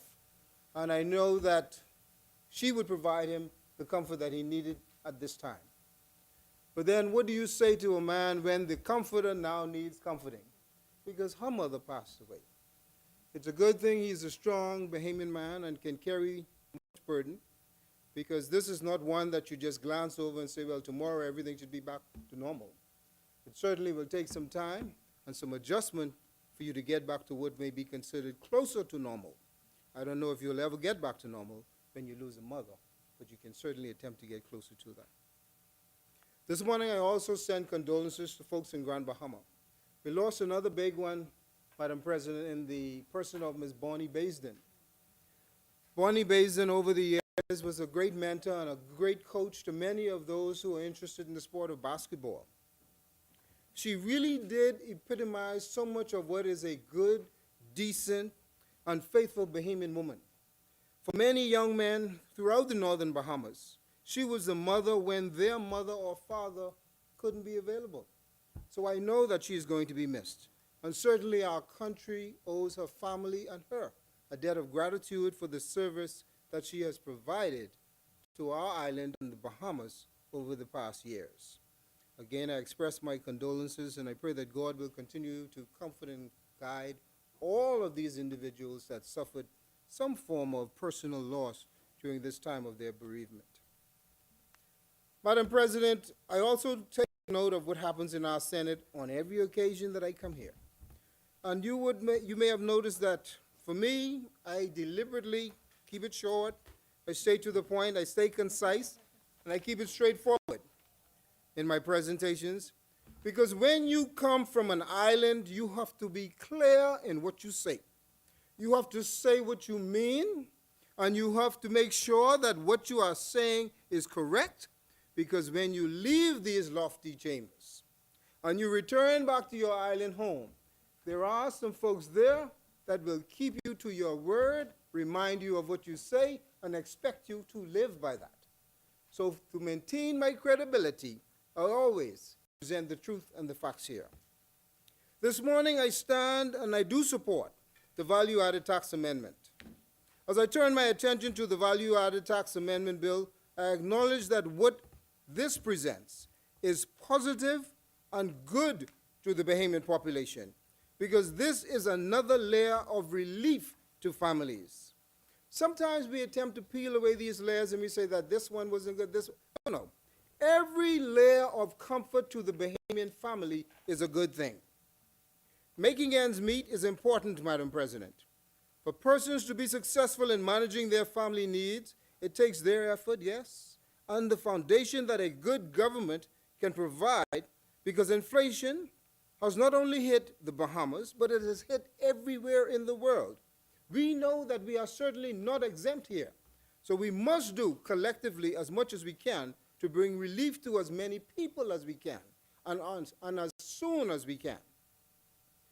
But what I see here in this value-added tax amendment bill is a government making a deliberate attempt to ensure that its people get some measure of comfort.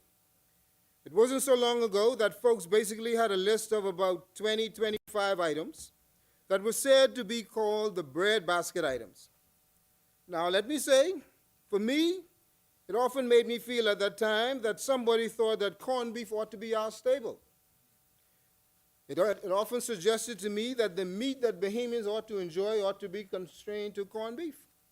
But we have seen with this Prime Minister Davis, and his administration, that they have gone much further and have been far broader in terms of bringing relief on a full spectrum of grocery products to families. And this is good. And for this, I must say that we as a Bahamian people are pleased. It was also not long ago that I saw descriptions and presentations of many persons speaking of where we were fiscally and otherwise at this mid-year point. I heard fairly good reports. I saw all over the Bahamas as I peered in and watched what was happening on television in various places in the Bahamas. Yes, all over the family islands there were things happening, and it is clear that there's a preparation for a much brighter day for Bahamians ahead. Sometimes I must confess that the path to progress is not as smooth, is not as fast, and not as pleasant as we would like it to be. But when there is a commitment to do that which is right, we must continue to press on. I saw with the recent arbitration results, the matter with the Grand Bahama Port Authority and the Bahamian government, so many different opinions and point of views related to the results. But what I saw at the end of the day was a government advancing that which was best for the country and certainly for the people of Grand Bahama. I often reminded folks on the island that fiscal prudence and financial management matters are not just constrained to those associated with financial management business, but one has to do a number of things to set the foundation right if you want the progress to proceed in the direction that you would be pleased with. There are some things, in some cases as deep as bones of contention in our community, that must be fixed, and only a government can advance some of these things. Surely we know, all of us here, surely we know what the definition of insanity is. We cannot continue to do all the same things that we did in the past and expect a different result. Something has to change. And this is why sober-thinking Grand Bahamians and Grand Bahama residents agreed that the status quo cannot remain. In order to adjust the foundation, so to speak, the Grand Bahama Port Authority and the Bahamas government entered into some arbitration, and the process continued. Now, I have seen a lot of talk about who won this and who won that, but at the end of the day, the residents of Grand Bahama will be the victors in this case. I want to share one thing with you because as we debated some of this, there were a lot of talks about a lot of things. But one of the things that the Grand Bahama Port Authority sued the government on was that they felt the government had breached, it was alleged that the government had breached their exclusive right to fix electricity and other utility rates in the port area. Well, the tribunal held that the Grand Bahama Port Authority could not make claims for rights alleged infringed in relation to third-party utility companies, but may have a right to take it elsewhere. Well, at the end of the day, the tribunal agreed that the government of the Bahamas has the sovereign right, the Parliament of the Bahamas has the sovereign right to enact legislation regarding the operation and regulation of utilities in the port area. Now, why is this important? This is important because we all know there remains an issue with ERCOT and regulating the Grand Bahama Power Company. We all know that the stranglehold, a major stranglehold on families, on businesses, is the cost of electricity in Grand Bahama. I'm a single man. I'm the only person in my house. My average electricity bill is $500 a month. This is crazy when 50% of that bill is surcharges. It's hurricane, I forgot what they call it, hurricane something fee and surcharges. This is why we believe that an appropriate regulator needs to be involved. These are the types of things that good governments address. The government of the Bahamas today is addressing these types of concerns in Grand Bahama. We speak of it being the nation's second city, and we speak of elements of hurricanes that have stifled growth. But there are other things that have to be addressed. When we look at what's happening with the food, when we look at the other elements that are being addressed, Madam President, I say to you that I stand here pleased to support this bill. We know, Madam President, that oftentimes things don't move as quickly as we would like it to move, but we are grateful that things are moving in a direction that we are pleased with. As such, I do stand here and do support the Value-Added Tax Amendment Bill 2026. Thank you.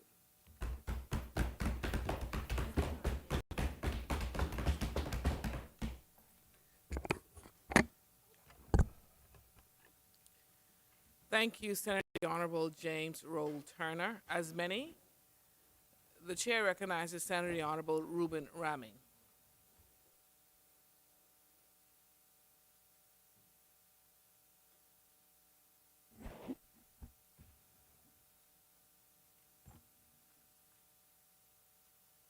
Thank you, Madam President. I express my personal love and support to Senator Alcides, his family, to senators not here present, recovering, and to all persons out there who are going through something. I think every one of us in our own right, in our own way, is trying to help with people who are going through something.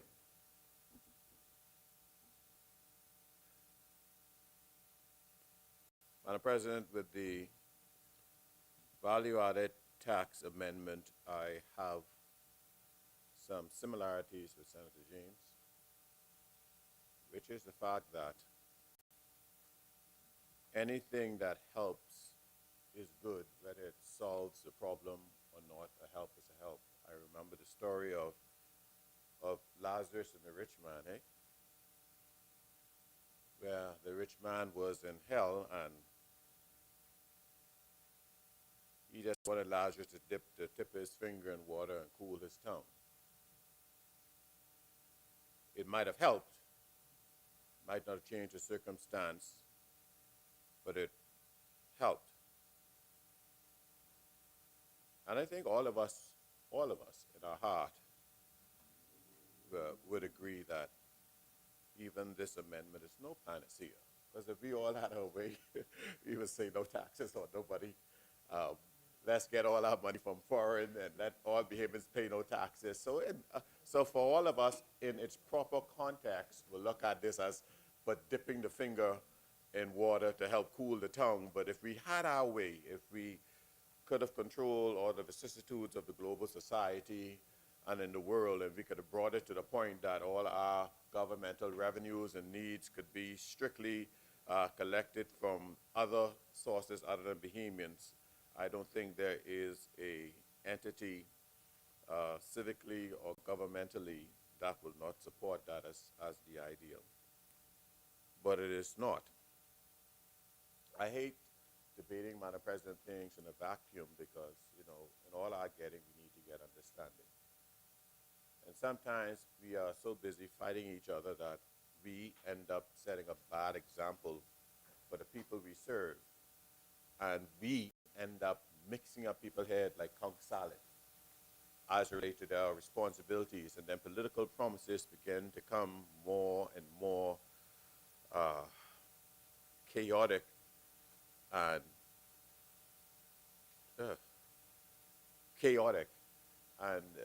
we get to the point that governments end up misrepresented because in the battle to get points, we don't establish foundations. As citizens of this country, we must pay taxes. If you want to sing the song that this land is your land, this land is my land, from Grand Bahama all the way to Nagua, then there's a duty of care we all have. I've heard a lot of debates and fuss about VAT, and rightly so. It has become that thing that seems to be looked upon as the devil's brew. And then there are some inevitable things that I think that every government should be quite honest with, that the very nature of VAT itself and its advent and it coming about demands and dictate that VAT will increase. So the delusional gander, even with a 2% decrease, is a panacea. We are misrepresenting the spirit of VAT. And it is sad that though it may be a good political move by the creators and the implementers of VAT, which was done by the Progressive Liberal Party, the Bahamian people must know the truth about VAT itself, or we will sell the delusion that will be a wind and we will reap a whirlwind if it's not cleared up. VAT will increase. It is designed to increase. If it wasn't politically expedient when it was introduced under the father of VAT, Mr. Alcides, who served then at that time with Prime Minister Christie, it would have been at the recommended level that the IMF would have recommended at least about 17%, which would have placed us around the mid-range of the way it is throughout the other Caribbean communities. Why is it that I consider disingenuous when we try to make it seem like, oh, we fighting this VAT battle? And there's the reason why the PLP stench with the current rates, because quite frankly, ain't much they could do other than these little increments that they have, because that is the truth of VAT. When VAT was implemented in and of itself, the nature of VAT was to, and it is now, to become the premier source of taxable revenue for the government. Even just recently, Senator Alcides knows, and you know, I always stand to be corrected because I'd rather be corrected than to stand to be wrong, said that the goal of the government is to have a taxable revenue of 25% of our GDP and to have an expenditure of 20% of that taxable GDP. So basically, the goal of the government is to raise out of the GDP, the gross domestic product, everything that comes into this country, about $3.989 billion. And it's a sad number, but governments aren't supposed to be profitable. And out of that, they want to spend $3.82 million. That's how government is. It's not supposed to make money off you. It's supposed to get sufficient to do what it needs to do. And VAT right now at this stage is responsible for 50% average, that's correct, Mr. Alcides, of the revenue, taxable revenue, something. Why? Because that was what VAT was created to do. Now, for people to understand it, about the boogeyman of this whole thing, but VAT, the thing is, with VAT, was supposed to come a check and balance, because we all had an issue with custom duty, and I personally believe that is one of the biggest ripoff in this country, I believe. I believe it is just as bad as BPL guesstimating my bill. And I really believe we need to have a class action suit against the government, BPL. Like, don't estimate my bill. You tell me, read my bill, and let me pay my bill. All right? I ain't interested in that. I'm not interested in the fact that now that all my children going home wanting me and Tasha in the house, we hardly in the house every day, and my bill being this high, brother, I ain't interested in your estimation. You know, forget the fuel charge. If you want to charge me a service fee for somebody to come read my meter, I'd rather pay that brother $5 a month than to have estimation. And I have the same problem with us having to pay value-added tax on taxes. You know, you pay duty, which is a tax. You pay stamp tax on that, which is a tax. And then you pay VAT on the tax that you pay. To me, that is a affront. But to bring us home into this VAT situation, the whole purpose of VAT, which is supposed to bring about an equilibrium, is because with VAT, it was supposed to replace the duty exemption. Now you see why VAT will go up. So I look the PLP in the face and say, y'all gonna raise VAT? Ain't nothing you could do back at home and say, oh, we ain't gonna raise it. You're lying. The F&M will eventually have to raise VAT, because why? If they do it properly, what's supposed to happen, as the VAT goes up, those duties goes down, and it's supposed to become the premier tax. That is why when you hear the foolishness about, oh, and you promised to eliminate your VAT, it would, what did they say, eliminate VAT or pull the VAT, whatever they said when this was. For me, that was at best a parliamentary term, an understatement, because we know one thing about government. Once you put in a form of taxation, boy, what's that on the book? And I think Senator Alcides can say, to take that off the book, I don't care how much Jesus your government get. Once the government find a revenue source, you could come there with all the best intent in the world, Madam President. When you reach in there, the reality, the office, is going to dictate what you're going to do and how you're going to do it. So once it was birthed, there really was no turning back. So the VAT in and of itself was supposed to eventually continue to go up until we get to the point that customs duties was totally eliminated. That's why you see, even in our last few budgets,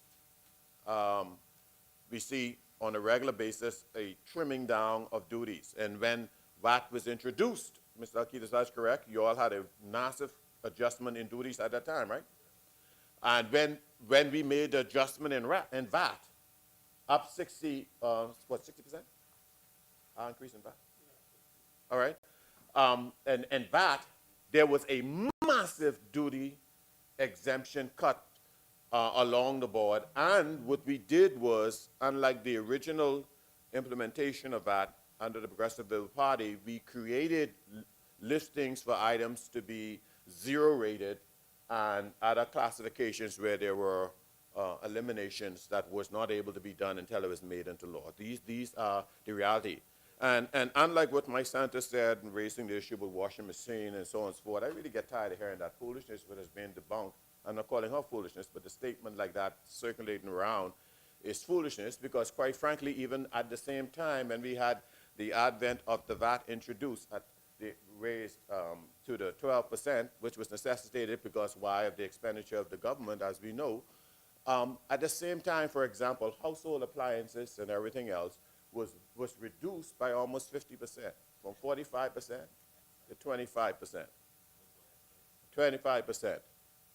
And so what happened there also, on top of that, that very same day, forget just the regular stuff, the law was passed by the Free National Movement that every new homeowner could have gotten complete custom exemption on everything they needed for their house.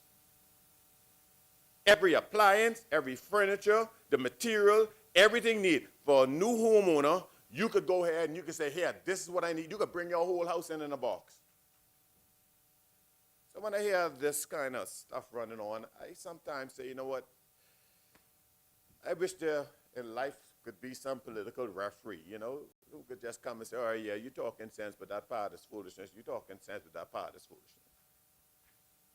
I hear repeated again the vomit of, oh, and you lay off thousands of civil servants. Well, let's look at the truth of that reality, man, for God's sake. When you hire people off the books and set aside enough money to last 90 days past an election, and the people weren't recorded into the public service, which is a process, how you could fire people that was never properly hired?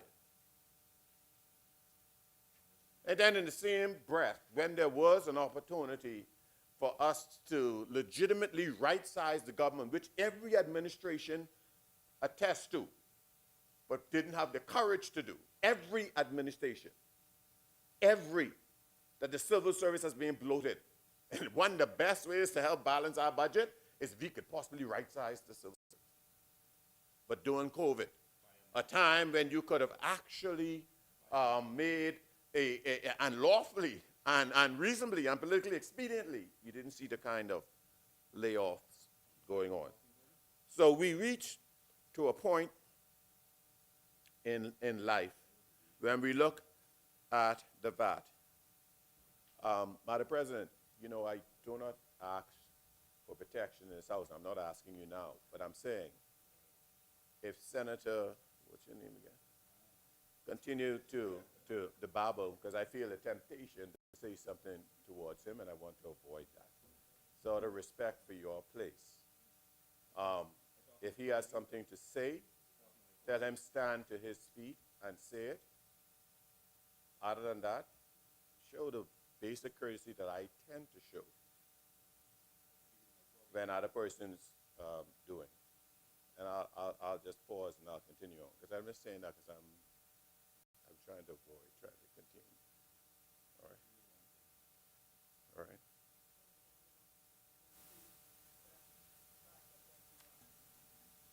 Yeah. Yeah. And if he wants something to say, that's not a problem, because I respect banter in the House, but when it's getting on with this dribble, you know, it's unnecessarily ignoring. And if he wants to, I'll yield to him at any given time. So it is important, Madam President, for Bahamian people to understand there's a duty of care that we must all have.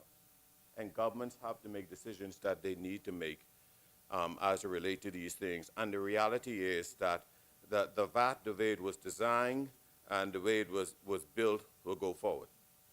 And it will increase, and there's nothing anyone could do about that. But we do hope that the exemptions and the other things will kick in. So we come back to basically simple thing about responsible government. When we look at the matters relating to that in and of itself, and while we are at the point of its genesis, we saw that when VAT was introduced in and of itself in 2015, in 2016,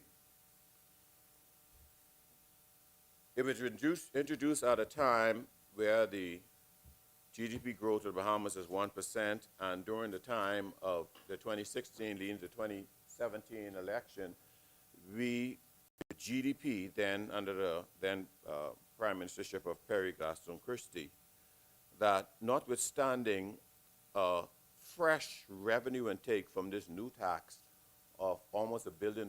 When they compare between the 18-month period, it would have been $1.2 billion. During that time, it's like 800 plus million dollars, almost $1 billion was collected.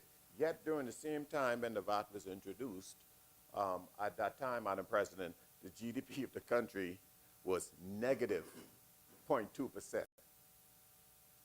With all that money that was taken in on the backs of the Bahamian people, it was negative 1.2% under the then Progressive Liberal Party government. Let me put that in context.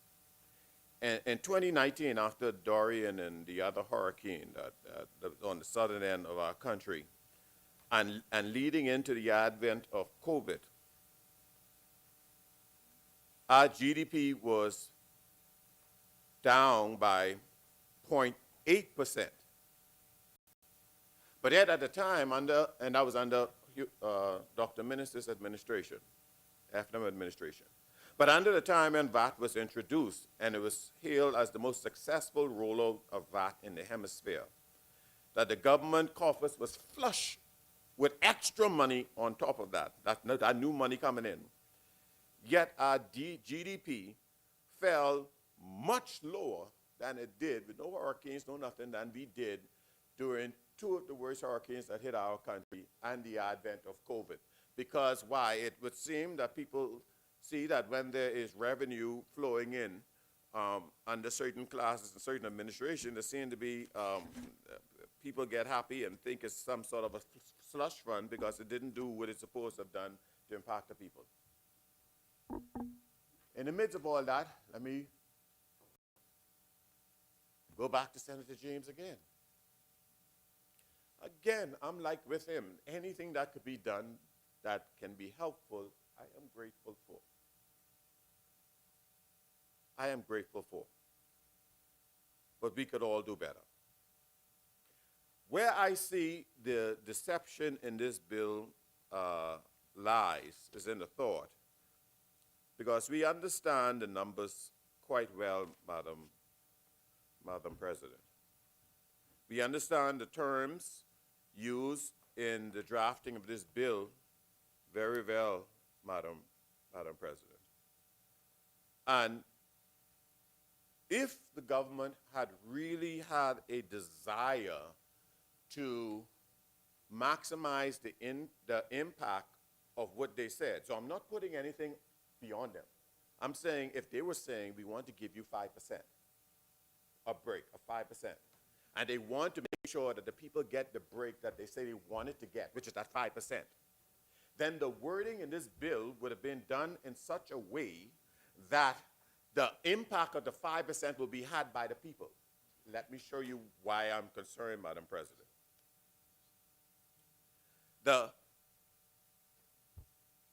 If the VAT on these items are free to you, the Bahamian people, make these items, what do we call it, exempt, it's free to you, but it's not to the suppliers that provide the items for you.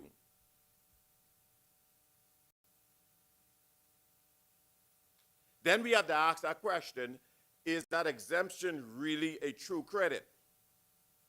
Or is it just moving the cost from the head to your back, from Peter to Paul? Or is it just a sleight of hand? Because now what happens is, these items are, by using the word exempt,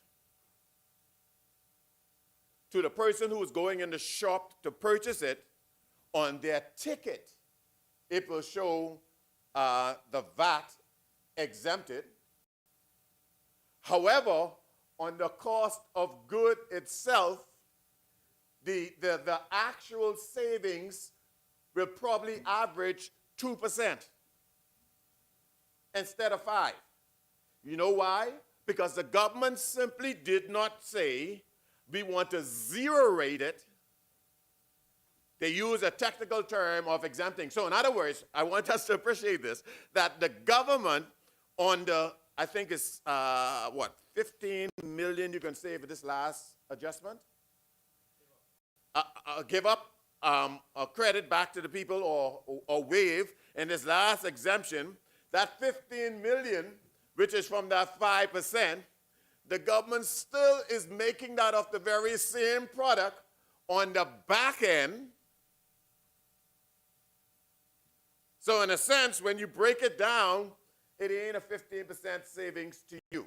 It may probably fall in the area of maybe about 10 million. Why?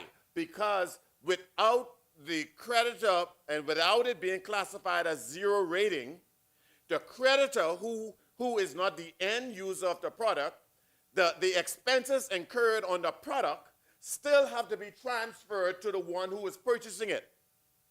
So the 3% that they're not able to credit on these on this exempted item, you don't see it on your receipt up front in the line item called VAT, but it certainly would be on the base cost of the item anyway, which still means that the VAT that the suppliers and the entrepreneurs cannot credit against the item that they want to give to you at an exemplary, still has to pay the government in the first place. So at the end of the day, the government isn't giving up the revenue that they say they gave up. They're still coming back at the back door. So they're moving the VAT, they're moving the off your head for 5%, and they're hiding it on your back for 3%. So it comes right back down to this 2%, but this government really, really low. Yeah, we can shave 2% off your VAT, but we can raise everything that you had free up to 10%. That's a sleight of hand. I'd rather be honest and tell the people straight up, man, listen, this is what it is. Because here it is now. The very same items that the government is in a nitpicking fashion, 5% now and 5% there, does not equate back to the fact of those things were never taxed before. And it does not equate back to the fact that even the ones who were supplying those items had to pay no tax, the VAT tax on any part of the transaction, so that the real savings stayed down there. So the 5% is an illusion. It's really back down to that so-called magical number called 2%. So it's just so interesting how they say that the devil is in the details. Because those same persons who had to purchase that chicken and pay their VAT on it, and then sell the chicken to you without recouping the VAT that they paid on it, got to still include what they expend, because that's the nature of business. We pass on the cost to the client. So it's an illusion, the 5%. And that's the sleight of hand. That's the problem. That's the illusion. And when you look at, let's add the first tranche of this tax exemption, which was 30 million, and this one now, which is about 15 million. And when you break all of that down into the 3.89 billion that the government hopes to raise in tax against the GDP, it still equate down to less than 1 point blah, blah, blah, blah, odd percent in taxes. You know what it simply mean, you know? That thing's tight with the government. I don't think that's necessarily bad. I think every government should run the country as if they run their own money. Stop splurging. Stop wasting money. And then we have a greater problem than the projected surplus, which I think by now nobody believe, and looking at the fact that when the numbers are crunched and everything else, and they're boasting about the raise of the minimum wage, which again, anything that is good, I give God thanks for. But yet at the end of the day, you see projections of numbers of $127 a year. So I mean, that's equivalent to about half of a week wages that somebody may save. Again, hey, thank you for it. But don't call a shack a palace. Don't call a shack a palace. Don't call a shack a palace. Just simply say, listen here, I'm doing my best. I'm going to give you this little thing to help you out. And then I get concerned about the surpluses and all the other things that we're doing, and I'm concerned about the numbers, you know, and it's so, in accounting and even in law, it's so interesting because you can't use terms like, oh, corrupt, or this, or wrong, and sometimes even you can't use the word that you're lying, even with statistics, because it's about the inputs, it's how you present the data. So I can present the data of a projected surplus right now. We're off rhythm right now.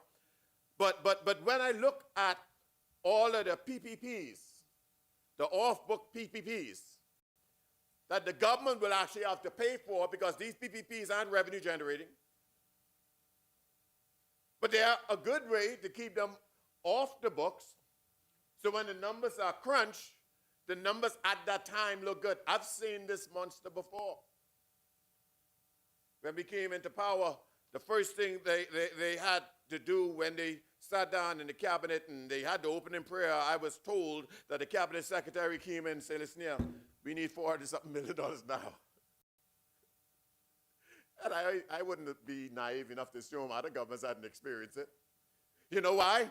Because when the numbers are calculated many times, and I think it's reasonable to say by either delay or by hook or by crook, I'll use that term, some numbers aren't added up at that time because it won't make the figures look good. So by the time when we look and we see a budget, oh, this budget looked good, and we realize that during the course of that year, all the PPPs added up to about $500 million, then did you really have a surplus? Because these aren't PPPs. Let's say, for example, if you had a PPP like an Atlantis, or maybe like the port, which generate revenue, then in a sense we can say that revenue is going to offset. But if you have a PPP on roads, which don't bring no revenue, then that means when that man had spent his money to build the road off us because he got the contract because he could pay for the roads, then it means that when the time comes, we got to find the money to pay the man that back, plus profit, plus interest. So it's all about a subterfuge. And honestly, as a Bahamian citizen, Madam President, I think I am just generally sick of it. I mean, I believe, let's just be as clear to the people as possible because it's important for our people to know for a good society their responsibility to their government. And it's important for the government to be transparent to our people as well so they can understand what is going on. Because just like mama and just like daddy, children got to understand and we got to make hard decisions for their sake. So now we passing the VAT amendment bill. And when you dig down into it, the Bahamian people only getting 2% of the 5% promise because the government still getting their 3% on the back end and then holding the ones who bring the food in hostage for the tax that they're afraid to make the Bahamian people pay on their very own good. And it could be fixed just by simply changing one word. Move exemption and put 0 rating. But you know why it's not going to be done? Because the government know that little revenue hit. Yeah, even though we may consider the 30 million and 15 million in this one, we may consider that small money. But when things tight like this, the government got to find creative ways to go ahead, give what needs to be done, because it is election season, and every government fight to try to make people feel a certain way, but we got to still keep that little thing in. So now, you're getting a receipt saying you're getting 5%, because you read that line, oh, they give me 5%, but on the back line, in order for the entrepreneurs to save themselves, according to proper basic business strategies, 3% just going up on that same thing, and guess who get that 3% in their pocket? Mr. Government. Well, I thank you all for the little thing. God bless you. But, hey, the people will have their choice soon. With that, Madam President, I rest.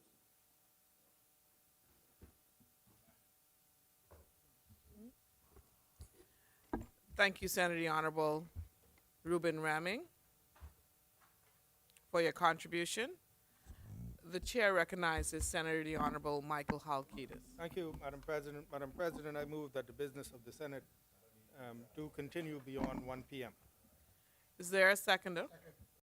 It has been moved and seconded that the business of the Senate continues beyond the 1 p.m. hour. Senators? Senators? It has been moved and seconded that the business of the Senate continues beyond the 1 p.m. hour. As many hours in favor say aye. Those opposed say nay. The ayes have it. The motion is carried. The business of the Senate will continue beyond the 1 p.m. hour. As many? The chair recognizes Senator the Honorable Barry Griffin.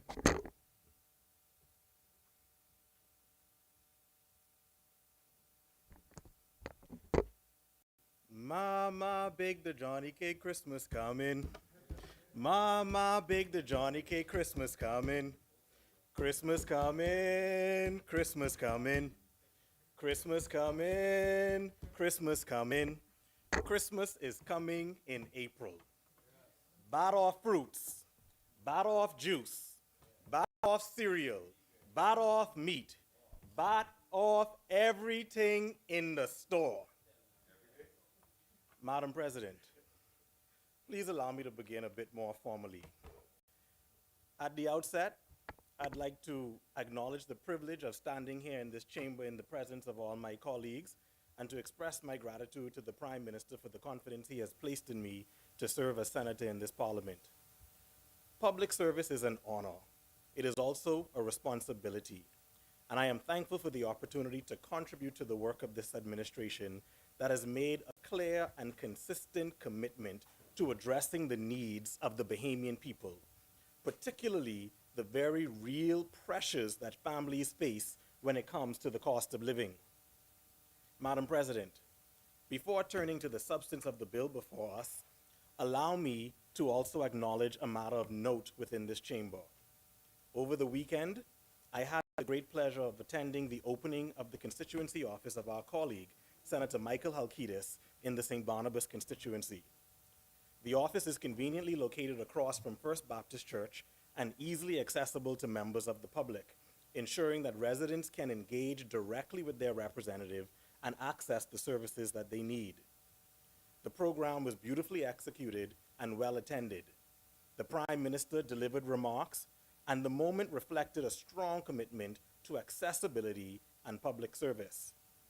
I'd also like to congratulate Senator Halkitis for his achievement and in the tremendous work he's doing as Minister of Economic Affairs, working closely with the Ministry of Finance to address some of the most pressing economic challenges facing Bahamians today. Madam President, our political slogan is choose progress. But progress is more than a campaign phrase. Progress means moving forward when others would remain stuck in the past. Progress means confronting difficult economic realities and responding with solutions. Progress means making decisions that strengthen our economy while improving the daily lives of our people. And Madam President, that is exactly what this administration has been doing. After reopening the economy after the dark days of COVID, Dorian, and the FNM, we are building an economy that is more dynamic, more resilient, more transparent, more modern, and more fair. We are expanding opportunity across every island, and we are ensuring that economic recovery translates into real relief for Bahamian households. Before I forget, Madam President, I had expected today to also extend congratulations to the newly appointed FNM Senator who was expected to be sworn in this honorable chamber today. However, it appears that the Senator is not present. Is she getting cold feet? Were Senator Maxine's shoes simply too big to fill?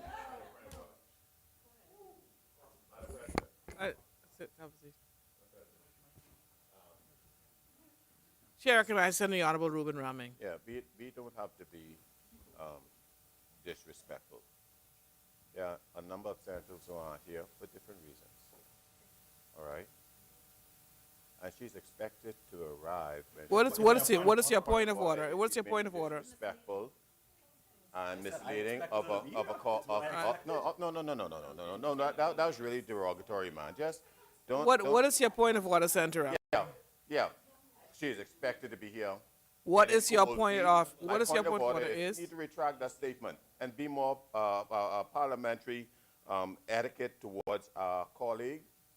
all right? Because she's expected to be here when she arrived, and she'll serve notice to the clerk, and you would know when she is expected to come. But that's haven't been derogatory, and that was haven't been actually served any- inhuman. I think I haven't been served, for the record, I have not been served any notice. Please proceed, Senator. Madam President, to be clear, after being appointed some weeks ago, I personally expected her to be here to be sworn in. I'm not speaking for Parliament or Madam President or anyone else. I would have expected that she's here. But she's not. Who knows? But with an election widely expected to be called, one would have thought she would have been fired up and ready to go, as our friends opposite would say. But we meet again tomorrow, so perhaps we'll see whether she manages to make an appearance then. Now to the matter at hand.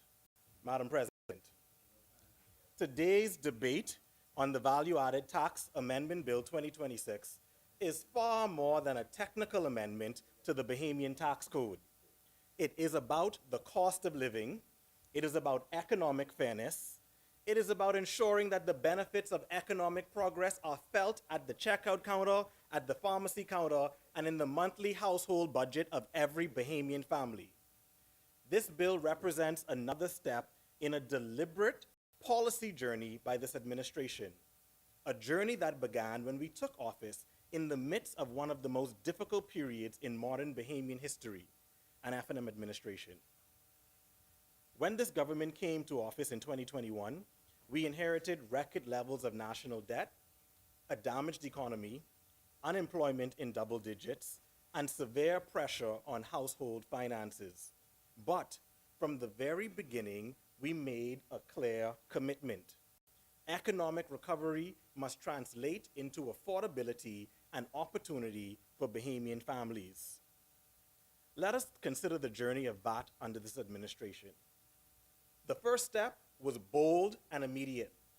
We reduced the standard VAT rate from 12% to 10% on all goods, not just some, not just a list of 22 items selected by a group of individuals who do not live in your household or know how you spend your money.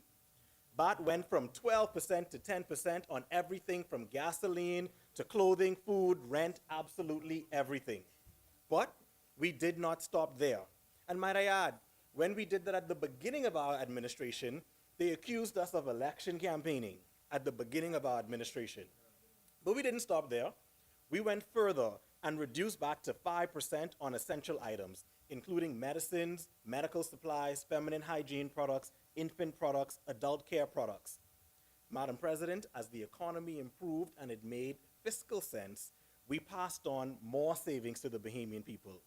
Yet again, accused of electioneering. And today, through this bill, we move to the next deliberate stage in our strategy. We are eliminating VAT entirely on unprepared food items. This means that everyday grocery items relied on by Bahamian families will be VAT-free. Again, we aren't selecting 22 items to eliminate VAT on. We are eliminating it on every unprepared food item. So it's your choice, Madam President. The power of what you purchase is in your hands. Madam President, again, they're accusing us of election tactics. But it is actually a deliberate economic strategy by this administration. This is relief that will be felt immediately at the grocery store, on every pocket of everyone who buys food in the Commonwealth of the Bahamas.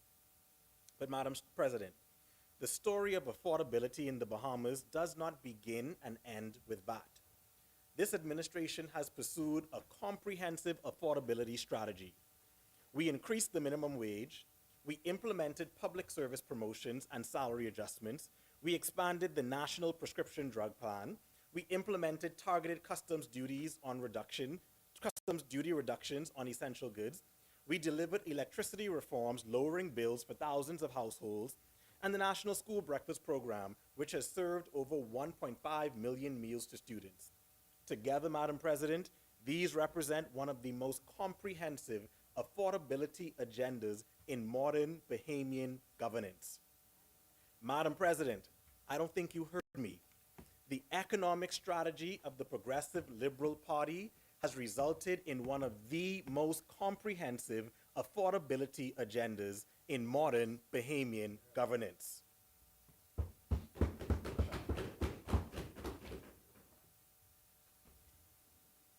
Madam President, we are not a government to rest on our laurels and past success. We are laser focused on doing more and doing more now. So please allow me to introduce in this place what I believe is one of the most innovative cost of living initiatives undertaken by this government. It is called PricePal. PricePal was born from a simple but powerful observation. For too long in the Bahamas, consumers have faced a lack of transparent pricing and a lack of information. Mothers often have to drive from store to store to store, searching for the best deals for grocery items for their families. Fathers spend countless hours on the phones calling supply stores to see where tools and building supplies are the cheapest. This process costs time, fuel, and money. Three things most Bahamians don't have in excess to give. Madam President, in economic theory, that is a hidden cost of living that many Bahamians experience every day, every week, every month, every year. When pricing is not transparent, competition weakens. And so, PricePal was born. What if Bahamian consumers could compare prices instantly, from the comfort of their homes, their cars, their desks, their phones? What if they could search for items across multiple stores before leaving home? What if they could build a shopping list and identify the most affordable place to shop? Madam President, PricePal is a free mobile application available to Bahamians that allows users to search products by name or category, search for specific stores, identify stores geographically nearby, and compare prices across multiple retailers. They can build a shopping list and find the best overall basket of goods, discover nearby stores carrying specific items. In short, Madam President, PricePal gives Bahamian consumers the power of information. It will be unprecedented in this country that the average consumer will have access to such a variety of information on products they buy across the country. Imagine a family islander living in a place where certain products are extremely expensive. They can search stores across Nassau so that on their next visit to the capital, they know exactly where to go to get savings to bring things back to the islands. Madam President, an informed consumer is a powerful consumer. This is what we are delivering, Madam President. We are in the midst of the PricePal pilot program right now. We started with a small group of Bahamians to test the app's features and usability. Then about 2 weeks ago, we put the app in the App Store and the Play Store and opened it to a wider group of Bahamians to stress test the app. So far, our stress tests have been successful. Madam President, without any advertising campaign, simply through public announcements, we already have more than 800 Bahamians who have downloaded the app on their phones. At this point, we had anticipated only about 500 active users. We have surpassed that goal and well on our way to achieve 1,500 users before the app officially launches. 1,500 users across the country would represent about 1% of Bahamian households before launch. Madam President, those downloads represent Bahamians from across society. We see women, men, working professionals, students and young people, seniors and retirees, family islanders, and small business owners. And these downloads come from across 8 islands. We are now actively on 8 islands in the Bahamas, including New Providence, Grand Bahama, Bimini and the Berry Islands, Cat Island, Exuma, and more. And interestingly, Madam President, we even see downloads from Bahamians living abroad in the United States, Canada, and Jamaica who want to stay connected with prices at home.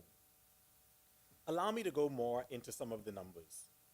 The platform now, Madam President, includes 290 stores across the Bahamas. Bahamians can now view prices at over 290 individual stores across the country, with more being added each week. 1,537 breadbasket items are being monitored actively by the Consumer Affairs Department. So right now, from sitting at your desk, you can find stores near you and compare the price of eggs, butter, milk, and over 1,537 breadbasket items. Madam President, 34,239 price records have been collected and 10,901 products are being tracked in the app. Madam President, the significance of these numbers should not be underestimated. For a pilot program, this level of engagement demonstrates that Bahamians are eager for price transparency. Madam President, during this stage of the pilot program, we are also working closely with now 10 fully onboarded retailers. These retailers have full control over their digital storefronts. They update their own prices, they manage their listings, they help us to test the retail management system. And already, we have more than 30 additional retailers who are in the pipeline preparing to integrate their operations into the platform. This collaboration, Madam President, ensures that PricePal works not only for consumers, but for businesses as well. Small businesses will now have access to thousands of Bahamian consumers across the archipelago previously closed to them. The corner store with the best price on grits, goat pepper, and fruit juice will now be able to compete more effectively. And the mom and pop with insufficient resources for a standalone website will now have a free source to reach online customers. Madam President, PricePal also transforms consumer protection. Consumers can now use the app to scan items in store, take photos, and submit complaints directly through the app. Those reports are instantly routed to the Department of Consumer Affairs and the Consumer Protection Commission, headed by Senator Randy Roll. This allows investigations to begin in real time. So to members of the general public, Senator Randy will be on it in real time. Issues will be sorted out more instantaneously. The Consumer Affairs Department also has access to a live dashboard showing price trends and compliance activity across the country. So retailers and stores will have less of an opportunity to do fool with your prices. This is a major step forward in modernizing how consumer protection works in the Bahamas. Allow me to thank the institutions that helped to bring PricePal to life. It was born through the Bahamas Trade Commission, but the Department of Consumer Affairs will serve as the institutional home of the app. Their mandate of protecting customers and ensuring fairness in the marketplace aligns perfectly with the purpose of this platform. I also want to thank the Consumer Protection Commission for their partnership and the ease of address they will now bring to the Bahamian consumer through the app. I also want to thank the Office of the Prime Minister for their assistance in shaping the policy framework, and to the Prime Minister himself for making this initiative one of his key priorities. I also want to thank Senator Alkitis and the Ministry of Economic Affairs for supporting the funding of this important initiative. Madam President, PricePal is set to become a national platform for business development and business expansion, creating opportunities for Bahamian businesses across our country. Small and medium-sized retailers can now establish a digital storefront within the platform, allowing consumers to find their store, view products, access contact information, locate their store via Google Maps. For many small businesses, Madam President, this provides a powerful new digital presence. It allows them to reach customers who are searching for products and services nearby. It also allows them to compete more effectively in the national marketplace. This is an important step forward, ensuring that Bahamian small businesses can thrive in a modern digital economy. With one app, we are transforming business in the Bahamas. So, Madam President, this brings me to an important announcement. It is my pleasure to make the formal announcement that for the first time in our nation's history, the government will launch a national initiative to help Bahamian businesses establish a digital presence. This initiative is called the Bahamas Business Digital Presence Initiative. It is a partnership between the Bahamas Trade Commission and the Bahamas Chamber of Commerce. I wish to thank the Chamber for their partnership and their commitment to working closely with the government and the private sector. The reality is, businesses without an online presence are increasingly becoming invisible. International studies show that over 80% of consumers search online before visiting a business.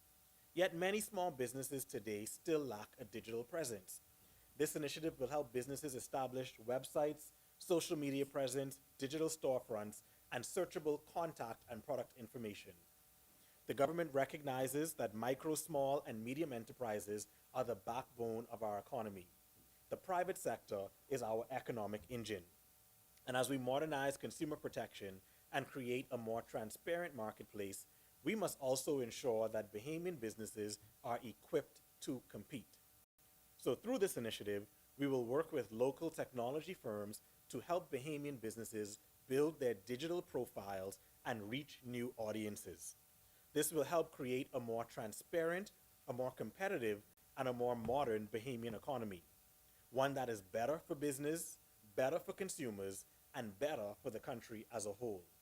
A more affordable, more transparent, and more dynamic Bahamas. Over the coming weeks, you will hear more from both the Chamber of Commerce and the Bahamas Trade Commission on this initiative. So, Madam President, as you can see, the VAT Amendment Bill represents another step in a broader national strategy, a strategy focused on reducing the cost of living, strengthening our economy, empowering consumers, supporting Bahamian businesses, and expanding opportunity across every island of our archipelago.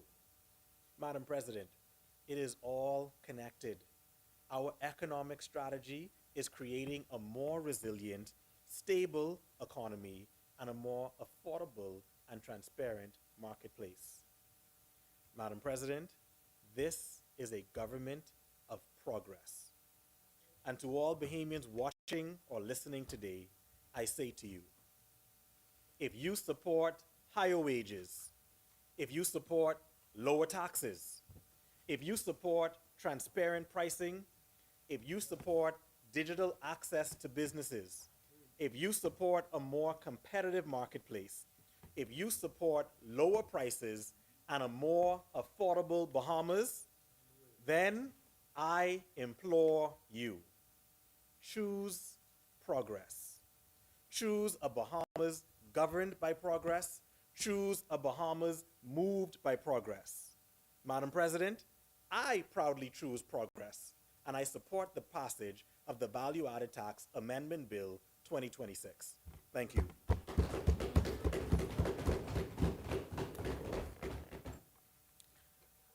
Thank you, Senator Honorable Barry Griffin, for your contribution.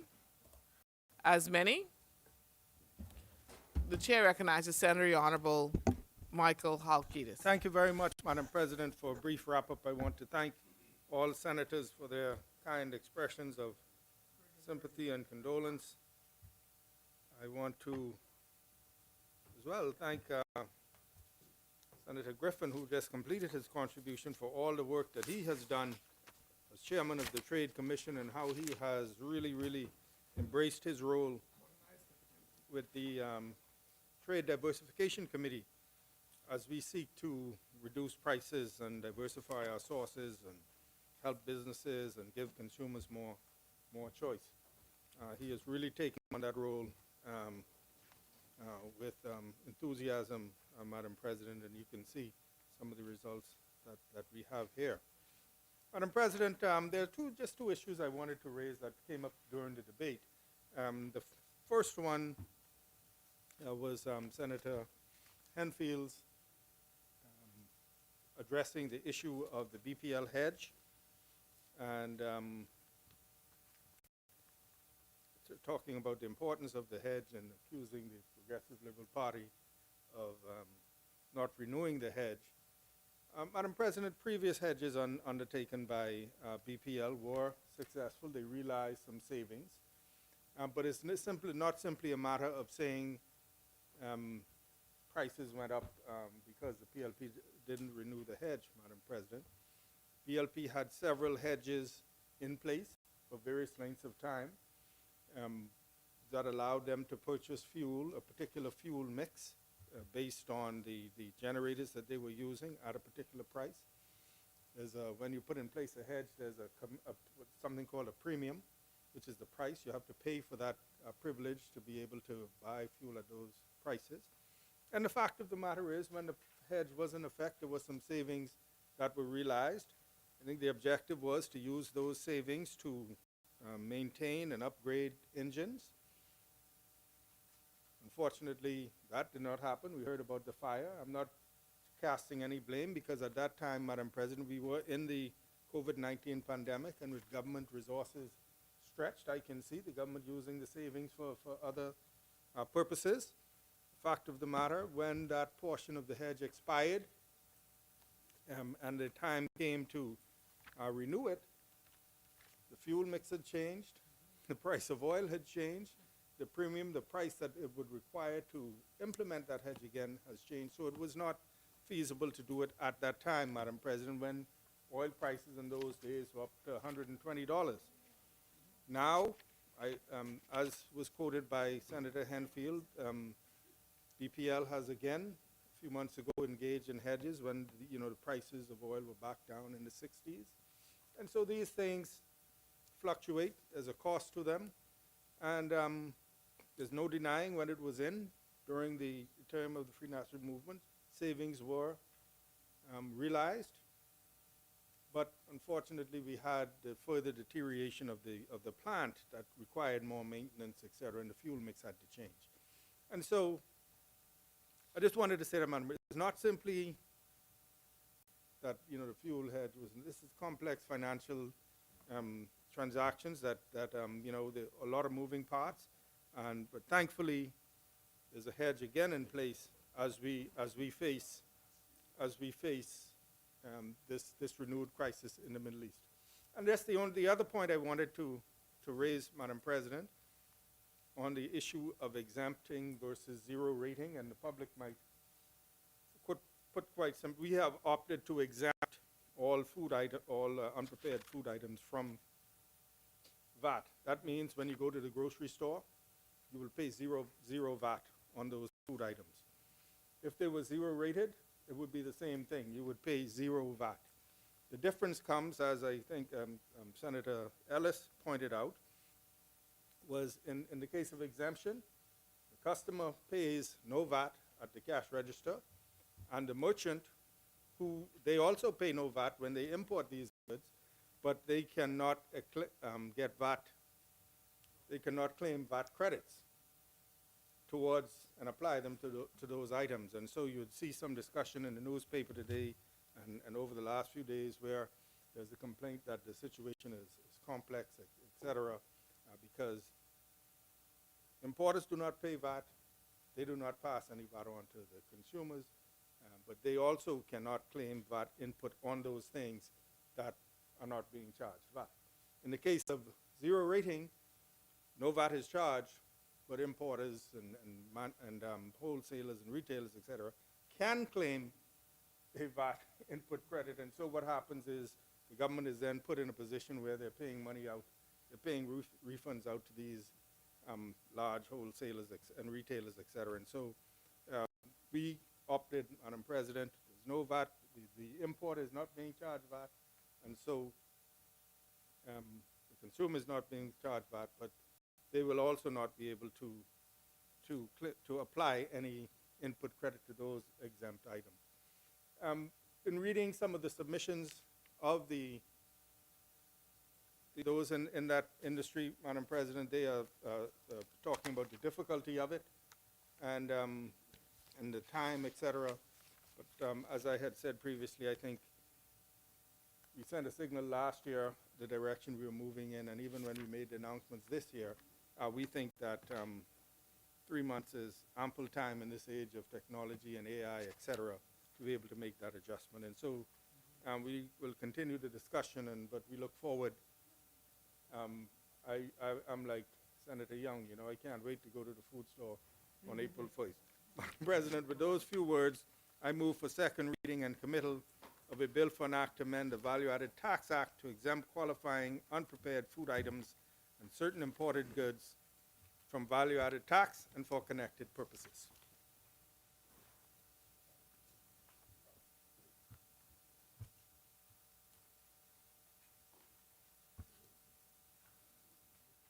It has been moved and seconded that the following bill be read for a second time and committed. A bill for an act to amend the Value Added Tax Act to exempt qualifying unprepared food items and certain imported goods from value added tax and for connected purposes. As many as in favor say aye. Those opposed say nay. The ayes have it. The motion is carried. Order the bill be read for a second time and committed. A bill for an act to amend the Value-Added Tax Act to exempt qualifying unprepared food items and certain important goods from value-added tax and for connected purposes. For the second reading of bills, And none at this time, Madam President. Committee of the Whole. Madam President, I move that the Senate do resolve itself into a committee of the whole Senate with the Vice President in the chair. Is there a seconder? It has been moved and seconded that the Senate do now resolve itself into the Committee of the Whole with the Vice President as Chairman and Committee of the Whole in the chair. As many as in favor say aye. Aye. Those opposed say nay. The ayes have it. The motion is carried.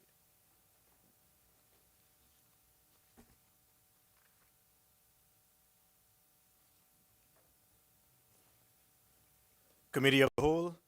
Thank you, Mr. Chairman. Mr. Chairman, with respect to a bill for an act to amend the Value-Added Tax Act to exempt qualifying unprepared food items and certain imported goods from value-added tax and for connected purposes, I move that the long title of the bill be agreed. Is there a second? It has been moved and seconded that the long title of the bill be agreed. As many are in favor say aye. Aye. Those who oppose say nay. The motion is agreed. The long title of the bill is agreed. Thank you, Mr. Chairman. I move that the short title of the bill be agreed. It has been moved and seconded that the short title of the bill be agreed. As many are in favor say aye. Aye. Those who oppose say nay. The ayes have it. The motion is agreed. The short title is agreed. Thank you, Mr. Chairman. I move that clauses 2 and 3 of the bill be agreed. It has been moved and seconded that clauses 2 and 3 of the bill be agreed. As many are in favor say aye. Aye. Those who oppose say nay. The ayes have it. Clauses 2 and 3 of the bill are agreed. Thank you, Mr. Chairman. I now move that the bill be agreed in its entirety. It has been moved and seconded that the bill be agreed in its entirety. As many are in favor say aye. Aye. Those who oppose say nay. The ayes have it. The bill is agreed in its entirety. Thank you, Mr. Chairman. Mr. Chairman, I now move that the President do now take the chair. It has been moved and seconded that the President do now take the chair. As many are in favor say aye. Aye. Those who oppose say nay. The ayes have it. The motion is carried. Madam President will now take the chair.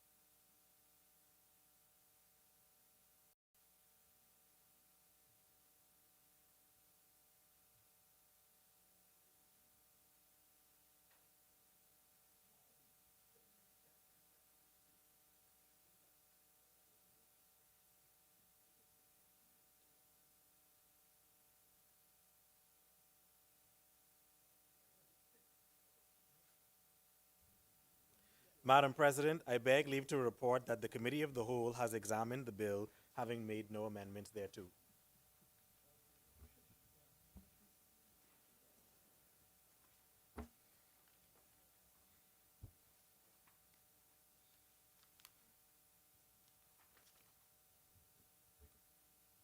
Honorable Senators, the Vice President, Chairman of the Committee of the Whole, has reported that the committee has examined the bill, having made no amendments thereto.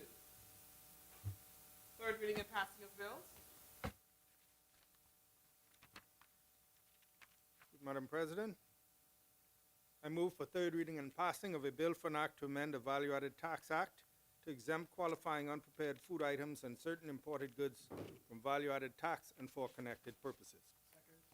It has been moved and seconded that the following bill be read for a third time and passed. As many as in favor say aye. Aye. Those opposed say nay. The ayes have it. The motion is carried. Order the bill be read for a third time and passed. A bill for an act to amend the Value-Added Tax Act to exempt qualifying unprepared food items and certain imported goods from value-added tax and for connected purposes.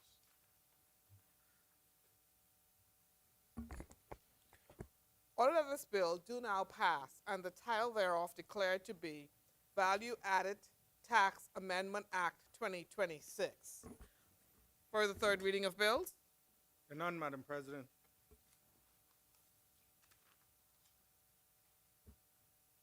Consideration of House amendments. Resolutions. Discharge of select committees. Notices for future meetings. Thank you, Madam President. Madam President, I wish to serve notice that of the following resolution.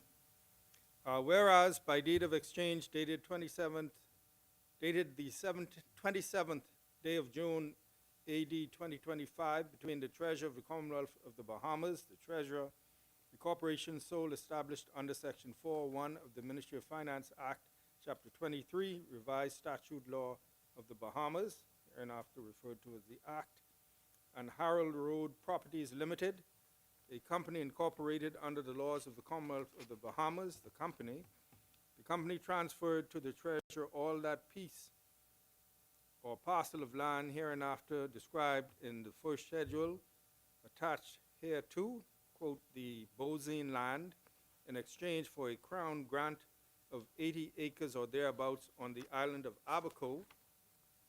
Now be it therefore resolved that pursuant to Section 5(3)(a) of the Act, this House approves the conveyance of the Bozine land to the Minister responsible for housing for a nominal amount of $10.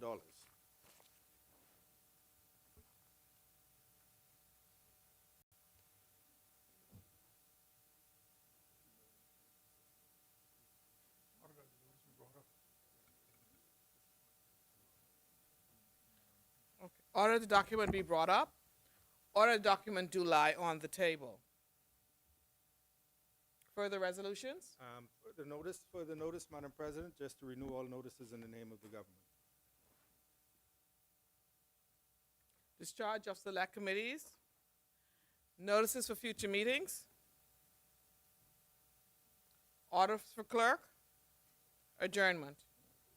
Madam President, I move that the Senate at its rising do adjourn until Tuesday, the 17th of March at 3 p.m. It has been moved and seconded that the Senate do adjourn until Thursday, Tuesday, tomorrow, the 17th of March, 2026 at 3 p.m. As many as in favor say aye. Those opposed say nay. The ayes have it. The motion is carried. Final adjournment. Thank you, Madam President. I move that the Senate do now adjourn. Is there a seconder?